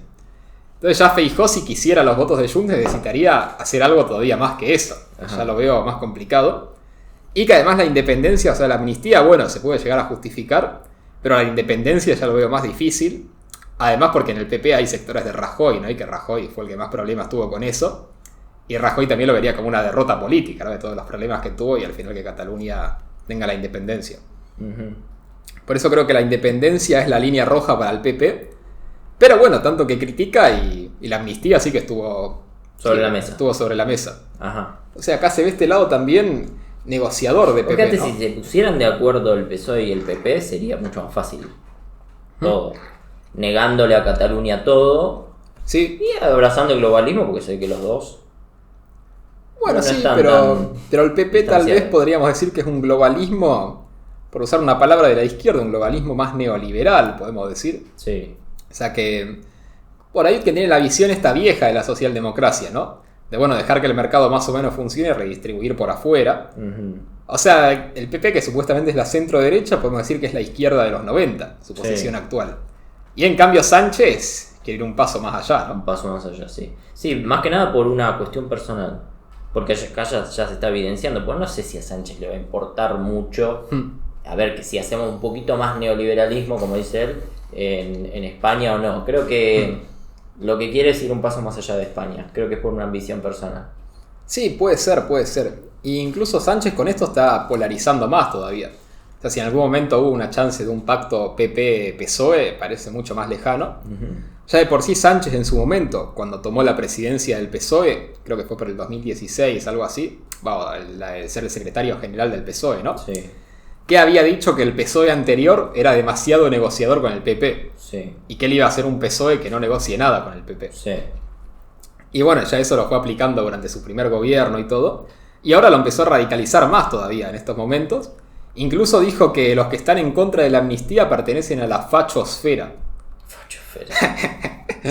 Entonces va tirando esos términos. Es una cargada a Vox, ¿no? Habla de la iberoesfera. Claro. No, iberosfera. Bueno. Claro, sí. Pero también ahí incluye al PP, ¿no? Sí. O sea, y en el discurso de Pedro Sánchez ya se ve, desde el discurso electoral incluso, que para él, o no sé si para él lo piensa realmente, pero el discurso que da es que el PP y Vox son lo mismo. O sea, que dice que son los dos, dice que es la derecha y la extrema derecha. Y que la derecha es cómplice negociando con la extrema derecha, ¿no? Y que quieren... Así que vimos todo lo contrario, ¿no? Vimos al contrario, vimos una crítica del PP a Vox. Sí. Pero bueno, por eso vemos cómo el PP está medio perdido, incluso criticando cosas de Sánchez, pero tal vez no lo esencial, ¿no? O sea, critica la amnistía, pero no toda la visión del mundo de Sánchez. O sea, ni tampoco por ahí el sometimiento a la Unión Europea o seguir las políticas europeas. Incluso Feijóo dijo que si esto no pasa por el Tribunal Constitucional, que podría llevarlo a un tribunal europeo. Sí. Y que la Unión Europea tendría que expresarse. Y que no puede ser que con todo lo que está pasando en España la Unión Europea no diga nada, porque España se está convirtiendo en un país sin división de poderes, dijo. Bueno, nunca tuvo una división de poderes, más particularmente el sistema parlamentario que tiene, parlamentarista, pero por las características del parlamentarismo español. Es una cosa media asamblearia, ¿no? No podemos decir que no hay democracia. No, sí, solo se vota al Parlamento y el Parlamento elige al primer ministro y ya está, esos dos poderes están unificados. Y después si la justicia encima tiene toda la influencia política que tiene. Y que incluso ahora que no se busca que no sea así. El sistema no busca, no trata de que no sea así. No, claro, el sistema sí que busca. Es colaborativo. Claro, pero el sistema sí que busca que la justicia sea nombrada por 2/3 del Congreso, ¿no? Claro, que tenga más consenso. Pero ¿qué pasa?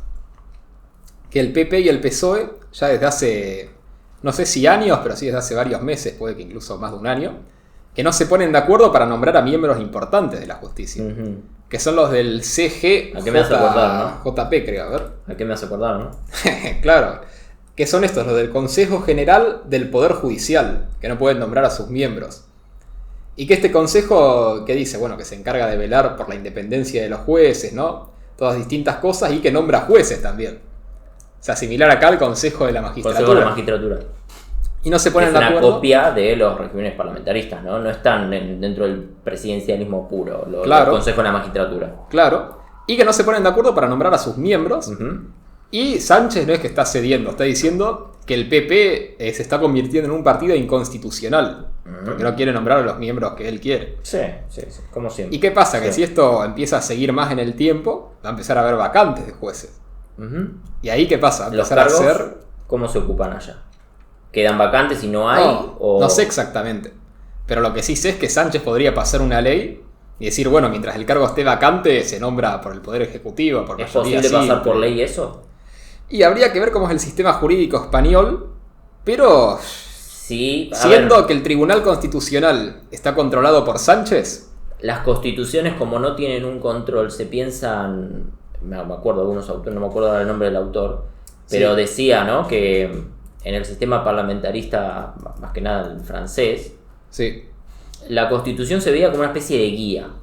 Claro. Y los representantes, los parlamentarios, los diputados, los senadores, simplemente veían esa guía y sacaban unas leyes según como les parecía. Claro. Y en todo caso el Tribunal Constitucional era algo lejano, muy de último, ¿sí? Como el manotazo de abogado para ver si realmente, cuando es muy grave el incumplimiento de la Constitución, entonces bueno, ahí estaba.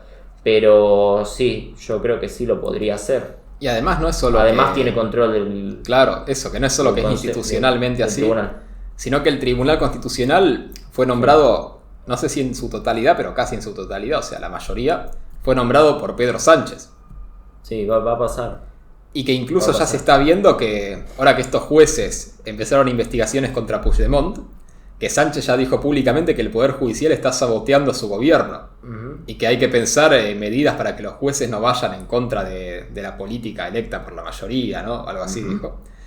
Entonces, viendo además la vocación, podemos decir la vocación autoritaria de Sánchez, o viendo su visión del mundo... dictatorial, diría yo.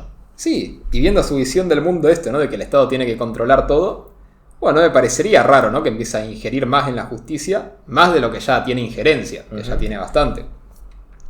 Y eso en cuanto a la justicia, pero después en cuanto al partido, incluso hay miembros del PSOE que se están quejando de que Sánchez no permite ninguna disidencia. Que está el caso del presidente de la comunidad autónoma de Castilla-La Mancha, que es Emiliano García Paje, que ya desde hace bastante tiempo que viene criticando ciertas cuestiones de Sánchez, ¿no? Y ahora criticó la amnistía de Sánchez públicamente, porque dice que es inconstitucional, y dice que además que el propio Sánchez hace 3 meses decía que la amnistía era inconstitucional. Sí. Y bueno, ahora dice que no. Sí. Ahora al contrario, dice que los que están en contra de la amnistía que están en la fachosfera, ¿no? O sea, fíjate cómo cambia el discurso. Y bueno, criticó a Sánchez por esto, ¿no? Por sus concesiones a los independentistas, y dijo que el PSOE está en el extra radio de la Constitución. Y además se reunió con varios presidentes autonómicos del PP, creo que con 3, para pedirle al gobierno nacional que les dé 3.000 millones de euros en total, entre los 4, ¿no?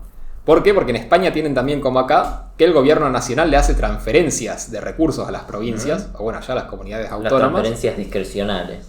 Claro, pero allá está por ley. Y el tema peor es que... todavía. Claro, sí. Y el tema es que dicen que Sánchez no está cumpliendo su obligación de pasar estos fondos a estas comunidades autónomas, ¿no? Entonces fíjate también cómo empieza... Milei. Claro, sí. Sí, pero acá que es, algo discrecional del presidente, y allá se supone que está obligado por ley, y bueno, igual no lo está cumpliendo, ¿no? Y no parece que haya tampoco tanta consecuencia. Entonces, bueno, esto...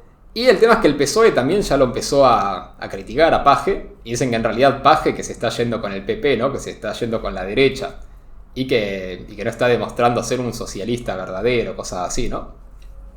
Y el tema es que Paje incluso no es que era tampoco tan crítico de Sánchez, o sea, critica la amnistía, critica concederla a los independentistas, bueno, pero dice que él es socialista convencido, ¿no? Sí, pues empezó, Claro, pero fíjate cómo ya una disidencia en eso y ya le están pegando con todo, y que incluso salieron unas filtraciones en privado de Paje, que habló con uno de estos presidentes autonómicos del PP, y que decía, o sea, que Paje decía por acá, a ver si tengo el texto textualmente, a ver, está por acá, está, que dice que a él están a punto de extraditarlo del PSOE, y que el PSOE ahora mismo su política es echar a todo aquel que se oponga a lo que dice la directiva central.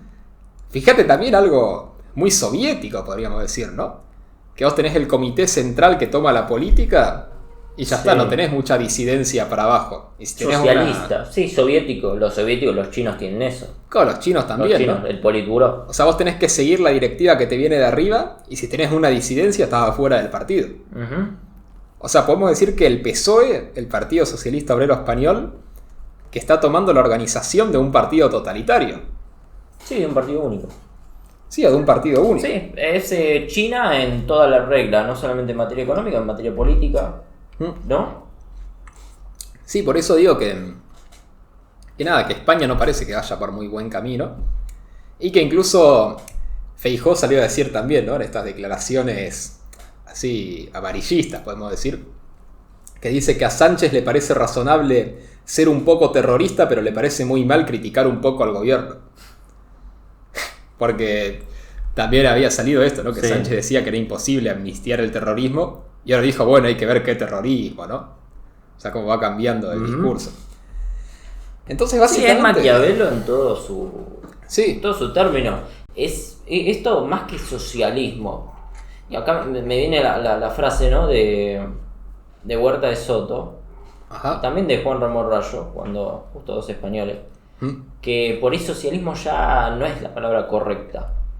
La palabra correcta es estatismo. Acá es poder por el solo hecho del poder. Porque socialismo puede ser, viste, algo premarxista o algo postmarxista, pero sin un estado, ¿no? Como un anarcocomunismo. Claro.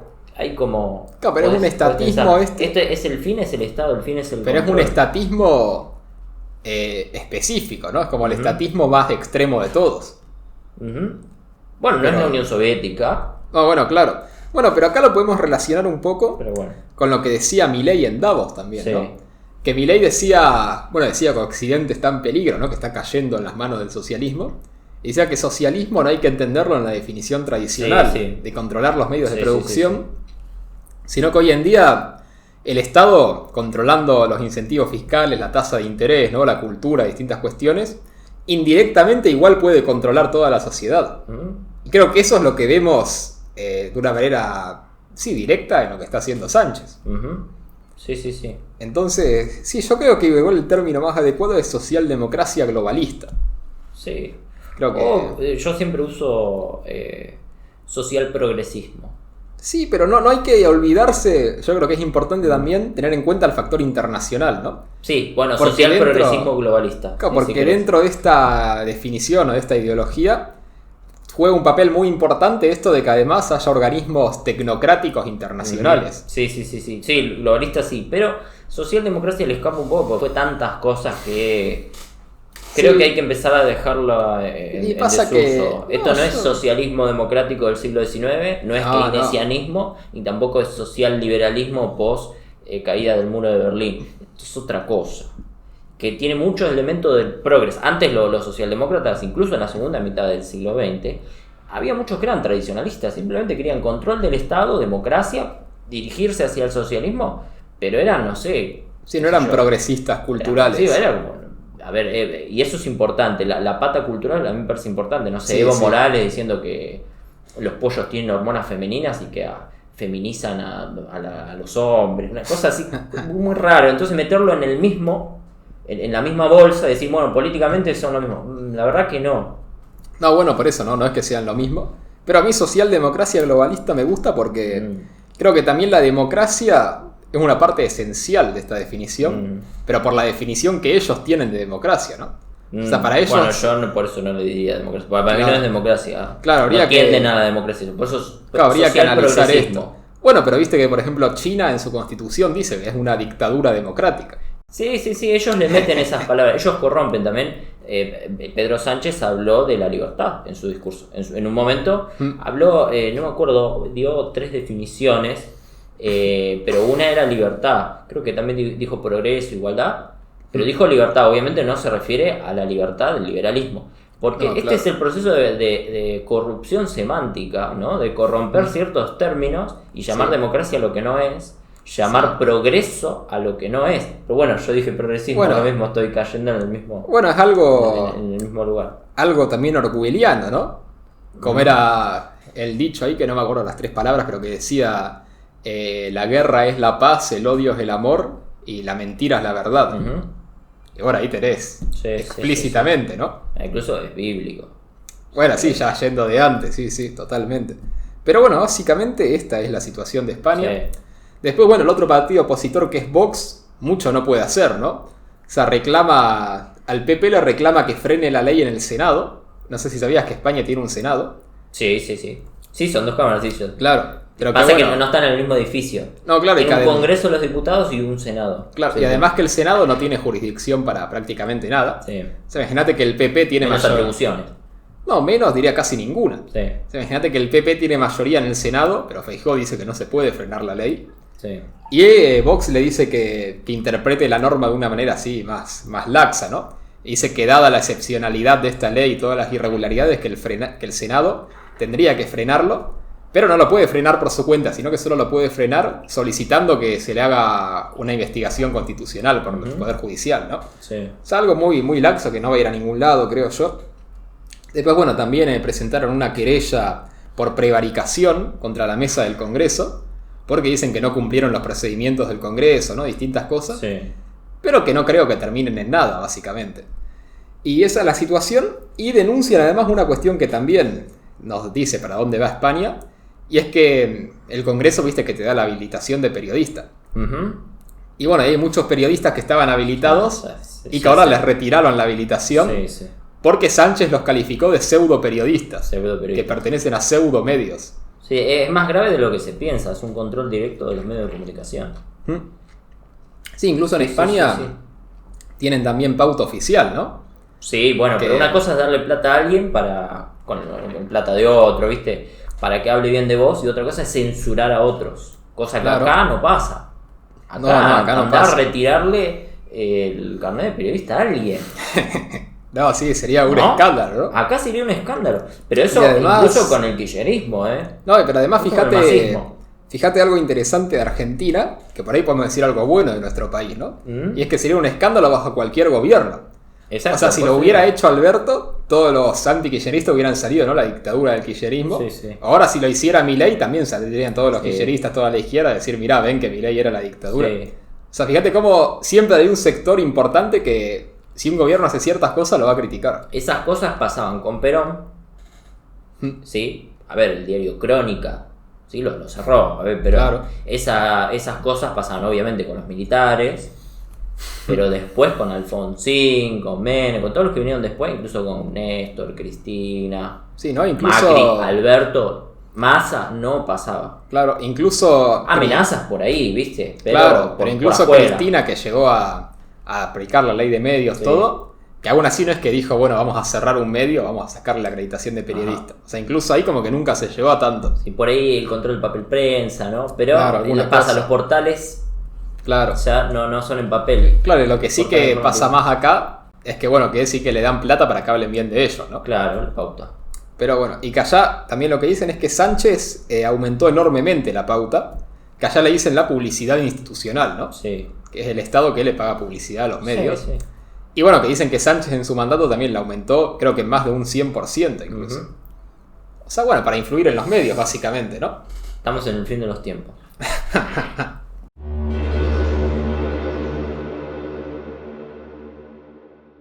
Entonces, bueno, ¿cuál es la conclusión de todo esto? ¿Qué futuro podemos esperar para España y para Europa? En primer lugar, está la pérdida de soberanía de España. Podemos decir, por un lado, como ya dijimos, la cesión de competencias migratorias, ¿no?, a Cataluña, que implica posiblemente retirar la Policía Nacional del territorio catalán. Y esto sin tener una fuerza policial que pueda asegurar el orden jurídico. Este orden jurídico cae en abstracto, ¿no? Ningún orden jurídico se asegura por sí mismo. Por lo tanto, en Cataluña empezaría a regir más el derecho catalán que el derecho español. Y en todo caso, España, si quisiera intervenir realmente en el derecho catalán, ya tendría que hacer una intervención militar prácticamente, ¿no? O sea, invadir desde afuera, porque no habría una policía nacional en el territorio, e intervenir, la policía de Cataluña y el gobierno. Lo cual además a mediano plazo seguramente generaría un mayor apoyo al independentismo, ¿no? Entonces, por un lado, España pierde soberanía por este sentido. Y tenemos la definición que da el jurista alemán Carl Schmitt, ¿no? Que dice que la soberanía es un concepto límite, o sea que solo se aplica a los casos extremos. Y que consiste que, bueno, en un caso extremo de que hay un conflicto en tomar una decisión, ¿cuál es la autoridad? O sea, ¿cuáles son las personas que toman la decisión en última instancia? Que, por ejemplo, Carl Schmitt decía que en el caso de Estados Unidos era la Corte Suprema, ¿no? Que en un caso de conflicto entre el presidente y el Congreso siempre era la Corte Suprema la que tomaba la última decisión, o entre el Congreso, una ley y un ciudadano particular o lo que sea. Y en España la soberanía está más bien difusa, ¿no? Porque hoy en día no hay un conflicto así importante. Pero si Cataluña en algún momento hiciera algo considerado ilegal por el Estado español, como por ejemplo otro proceso de independencia, otro referéndum de independencia, habría que ver si es que acaso el Tribunal Constitucional sería acatado por el Estado catalán. Y si no lo fuera, pasaría más a un estado de guerra, ¿no? Donde directamente España debería invadir Cataluña. Y Cataluña, bueno, seguramente previendo eso habría preparado algunas medidas para defenderse. O tal vez incluso tácticas de guerra de guerrilla, ¿no? Si es que tiene mucho apoyo de la población. Entonces vemos que esto abre las puertas a que en Cataluña haya un estado de guerra contra el Estado español, si es que no se toman ciertas decisiones. Entonces eso en cuanto a la soberanía interna, pero después en cuanto a la soberanía externa, está la cuestión de que España cada vez más cede ante ante las directivas de la Unión Europea. Y ahí está el tema de que nada, está la definición de Hobbes de soberanía, que decía que la soberanía básicamente consiste en que un hombre o una asamblea de hombres tome una decisión legal y que esa decisión todos la autoricen, ¿no? Que todos vean que tenga autoridad, ya sea los que están a favor de eso, pero también los que están en contra. Y en cambio lo que vemos en España es que cada vez hay más gente criticando a Sánchez de dictador, ¿no? De déspota, o incluso llamando, bueno, el propio Feijóo, que llamó una rebelión civil en contra de Sánchez, y que por otro lado piden la intervención de la Unión Europea, o hablan de llamar a tribunales europeos. Y ahí entonces queda abierta la pregunta de que, bueno, ¿quién es realmente el que tiene la soberanía? ¿El gobierno español, el Parlamento español o la Unión Europea? ¿Cuál es la organización cuya decisión van a aceptar todos, sin importar si están a favor o en contra? Y parece que cada vez menos es el gobierno español, ¿no? Se ve también ahí cierto debilitamiento, o incluso como Sánchez busca la legitimidad de sus decretos diciendo que aplican directivas europeas, ¿no? Se dice que ahí está la legitimidad, y por lo tanto que ahí está también la soberanía. Entonces, bueno, yo creo que tanto por esto, en el frente externo y en el frente interno de las comunidades autónomas, que vemos que España está debilitando su soberanía, ¿no? Entonces creo que esta es la conclusión que podemos sacar sobre el estado de España. Políticamente, a nivel interno. Sí, políticamente sobre el estado de España, a nivel interno y a nivel externo de su soberanía. Y después está también la conclusión que podemos sacar por ahí más económicamente o de modelo social, que es lo que vos decís, ¿no? De que España podría estar yendo hacia un modelo más chino, o más parecido al chino. Sí, por ahí lo que yo veo, pensamiento mío, cualquier cosa corregime, sí, es por ahí el tema de que sí se intenta aplicar un modelo chino en Occidente, por lo menos en España, esa es la idea de Sánchez, pero que tiene por ahí ciertas diferencias que darían como consecuencia diferentes resultados. Por ejemplo, el modelo chino fue aplicado en un contexto donde había muchos campesinos, ¿no? Y el Estado te decía lo que tenías que hacer, ¿no? Tenías la revolución cultural, ¿no? Bueno, primero el salto adelante, después la revolución cultural, después viene Deng Xiaoping y dice, bueno, pero hacemos zonas francas y que comercien, ¿no? Libre comercio en ciertas zonas. Entonces, bueno, ahí tenemos a la China de los 80, 90, los 2000 con mucho crecimiento.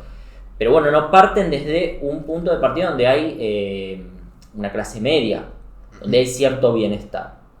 Entonces, ¿qué pasa si Sánchez aplica algo más parecido a lo chino y trata de dirigir la economía, pero si bien España no es la panacea de Europa, sí tiene una clase media. Sí. Tiene un cierto estado de bienestar. Bueno, primero que ese modelo tendría... Obviamente, el objetivo es fortalecer el estado de bienestar. Primero, el objetivo de Sánchez o cómo lo promociona.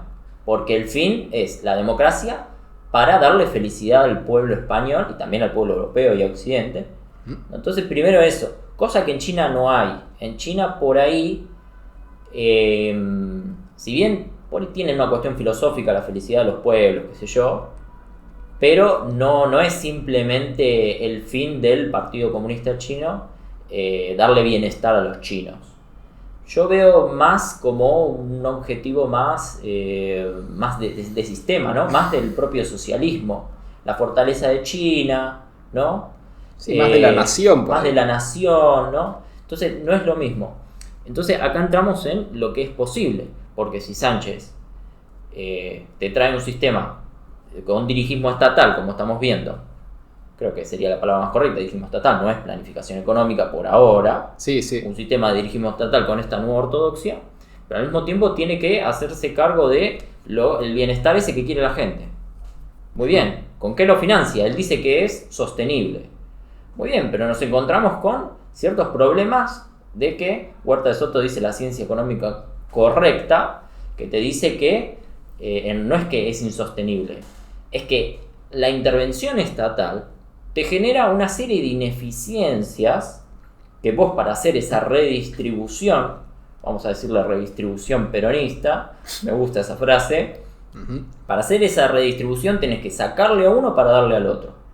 Tenés que sacarle recursos a alguien para dárselos a otro para que brinde servicios que en realidad la gente no quiere. Porque por algo no son demandados. ¿Sí? Entonces por ahí tenemos esa ineficiencia que el Estado chino no tiene. Porque el Estado chino, si bien trata de industrializar China y sacar a los chinos de la pobreza, no pone como premisa el bienestar de los chinos ante todo y mantiene una gran masa de trabajadores que son pobres. No es una emergencia China. Claro, pero China también está por ahí yendo por ese camino de que efectivamente le está creciendo a una clase media y está teniendo que satisfacerla, ¿no? Y que también eso está empezando a ser un problema para China. Pero sí, yo creo que el problema de Pedro Sánchez podría ser ese, ¿no? Tal vez que el modelo económicamente termina fracasando, termina deteriorando o estancando ciertas cosas. Pero hay que tener en cuenta la variable también, si es que acaso no lo podría hacer sostenible si es que le llega plata de Europa de manera recurrente. Sí, eso es otro tema interesante. Eso es otro tema interesante. Ya no tomar a España como un modelo aislado, sino como toda Europa. Bueno, pero ¿qué pasa si lo trasladamos a Europa? Y Europa empieza a hacer lo mismo que China. Ahí es lo mismo. Bueno, pero dilataría mucho más, tardaría décadas. Dilata más. Pero bueno, no sabemos si este futuro es relativamente cercano o un poquito más lejano. Pero está ahí, latente. Sí. La cuestión es que, que estas ineficiencias van a hacer que el Estado en algún momento, esa sumatoria de ineficiencias es lo que le pasó a Argentina. ¿Sí? Claro. Bueno, pero por eso Argentina tardó muchas décadas en llegar al punto actual, ¿no? Entonces... El punto por ahí sería que por otro lado, o terminás con el estado de bienestar en algún momento, y bueno, para terminar con el estado de bienestar tenés que destruir la economía, porque vas a tener a la gente molesta. Entonces la solución es, por un lado, hacer mella con la democracia, hacer mella con la decisión política de la gente o con la influencia política que tiene la mayoría de la gente, o por otro lado, porque de esa forma podés voltear el estado de bienestar o reducirlo o retrasarlo como hacen los chinos. Sí. Retrasarlos por el objetivo del Partido Comunista Chino, ¿sí? O por otro lado, colapsar. Entonces yo veo por ahí el modelo venezolano, a mí que se me ocurre, el modelo venezolano es por un lado derribar la democracia para poder sostener ese sistema sin un estado de bienestar, ¿no? Toda la gente empobrecida, o por el otro lado el modelo argentino donde a pesar de los años del kirchnerismo mantuvo la democracia, el estado de bienestar argentino se volvió insostenible, porque en algún momento se vuelve insostenible, tarde o temprano. En Europa va a tardar más, si es en España va a tardar menos. Empezó a caer por su cuenta y ahora vino Milei y lo está desarmando. Pero ¿qué hizo? Que al tratar de seguir sosteniendo ese estado de bienestar, solo empieza a crujir, no es sostenible, las crisis aparecen, es como dice Milei, el mercado, si no ajustas vos, te ajusta el mercado, entonces la democracia, estamos diciendo que todavía continúa la democracia, te termina volteando, termina sacando y viene otro y hace los ajustes. Mal, bien, de alguna forma. Bueno, puede ser que el propio Sánchez, ahora Sánchez es su sucesor, ¿no? Que los propios socialistas hagan el ajuste, pero que sea una corrección para volver a acumular riqueza y después volver a dirigir la economía, ¿no? Bueno, pero por un momento tendrían que hacer a un lado el estado de bienestar. Claro, sí. Y eso, por ahí la gente no le va a gustar, pues votamos a otra cosa. Está ahí, estás en una posición de debilidad. O bajás, destruís un poco, o sea, limás, vamos a decir, la democracia para bajar un poquito el estado de bienestar, para que sea un poquito más sostenible. O por otro lado, estás más cercano al colapso. No, claro. ¿Sí? Es algo inestable, podemos decir. Entonces, primero, ese análisis por ahí como predicción a futuro. Sí. Y después, otra predicción que por ahí encuentro tiene que ver con la premisa que dijimos al principio, ¿no? Del programa, ¿no? El tema de la derecha y la izquierda. Claro. Entonces, ¿cuál es la característica de la izquierda en Europa? Bueno, yo le digo social progresista, vos decís, socialdemocracia, porque el elemento democrático es importante, según la definición de democracia de ellos. Globalista, obviamente. Y por otro lado tenemos los euroescépticos, corporativistas, muy fieles a la tradición europea, que es muy corporativista. Claro. creo que vos en un momento, no sé si lo dijimos en otro programa o por fuera, que Europa no tiene una tradición, por lo menos Europa continental no tiene una tradición muy liberal. No, claro, no tiene una tradición siempre de más de que el Estado dirija y de que haya corporaciones. Corporaciones, no sé si el Estado dirija. No, bueno, pero que el Estado no dirija, que el Estado arbitre entre las corporaciones. Ahí va. Pero bueno, sostenga esas corporaciones. Claro, sí. ¿No? Aunque bueno, las revoluciones vinieron a romper un poco eso, y un poco se rompió, es verdad. Pero bueno, no del todo. Vemos, por ejemplo, las manifestaciones de los sectores del campo, ¿no? Claro. Que buscan proteccionismo. Sí, que no están en contra del acuerdo del Mercosur con la Unión Europea de libre comercio. Exactamente. Entonces tenemos por un lado una izquierda que a largo plazo es estatista. Por eso a mí me gusta poner énfasis en este término del estatismo. Sí. Una izquierda estatista que genera ineficiencias económicas, por lo menos a largo plazo, que es tendiente a ser antidemocrática. Y por el otro lado tenemos una derecha euroescéptica que también genera o busca generar ineficiencias porque quiere proteger ciertas estructuras productivas que son ineficientes. Claro. Que si fueran eficientes la gente las querría. A ver, si los franceses quisieran comprar bienes del campo francés, los comprarían, no le comprarían a Argentina, aunque haya un tratado de libre comercio entre la Unión Europea y el Mercosur. No, sí, por eso. Pero no quieren comprar el producto argentino porque es más barato. Bueno, pero por eso ese es lo que decíamos al principio, ¿no? La contradicción fundamental o el problema de la cultura europea. Y si realmente son dos alternativas o son dos variantes de algo que desemboca en más o menos lo mismo, que es en una decadencia. Una decadencia que yo, desde mi punto de vista, es una decadencia, podríamos decir, una decadencia cultural. Hay un problema en la cultura de seguir manteniendo estructuras o de crear estructuras que son ineficientes. Porque acá hay un problema de valores desde mi punto de vista. Y esta sería la conclusión. Sí. Acá hay un problema de quizás falta de una tradición del derecho individual. ¿Sí? Porque se necesita para sostener un sistema político, no es simplemente que un gobierno venga, ajuste, que haga tales cosas y ya está, sino tiene un consenso. Sí. Parte de una población que sostenga eso y que tenga valores que hagan de cimiento a ese sistema político, tarde o temprano ese sistema político cae. Claro, exacto. Y la sociedad europea más bien piensa justamente la sociedad en estos estamentos, en estas corporaciones. Entonces, sí, básicamente la derecha no puede encontrar esta alternativa porque le falta esta base del derecho individual, ¿no? Y por ahí sí, más de la libre competencia y son demasiado corporativistas, tal vez. Y entonces tampoco pueden oponerse del todo a esta izquierda. O sea, no pueden ser una oposición, una oposición mortal, digamos. Y acá yo escribí una frase, no es textual, pero me acuerdo del contenido, no sé si vos leíste a la Lavoisier. No lo leí, no. Un libro que escribió de la servidumbre voluntaria, ¿sí? Él se pregunta, ¿qué es ese monstruoso vicio? ¿No? Sí. ¿Por qué los hombres se someten voluntariamente a un tirano? Y bueno, acá hay toda una explicación, y que él dice que las causas, enumera varias causas, habla de una fascinación por la imagen del tirano, ¿no? Muy adelantado su época. Se usa mucho para el anarquismo. Todavía no existía el anarquismo cuando escribió eso. Lo escribió en el siglo XVI aparte, a mediados, la primera mitad del siglo XVI. Claro. Muy adelantado. Podemos decir que es un preliberal. Sí. Así, calcado preliberal. Pero nombra una que es muy importante, una causa que es muy importante, que es la costumbre. Simplemente por una cuestión de inercia. La gente sigue haciendo lo que ya conoce y ya está. Entonces acá hay una falta quizás.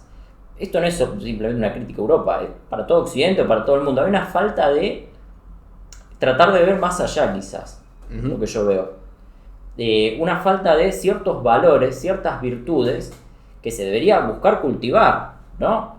En vez de seguir con esta costumbre de lo que ya conocemos, de querer ver un poco más allá.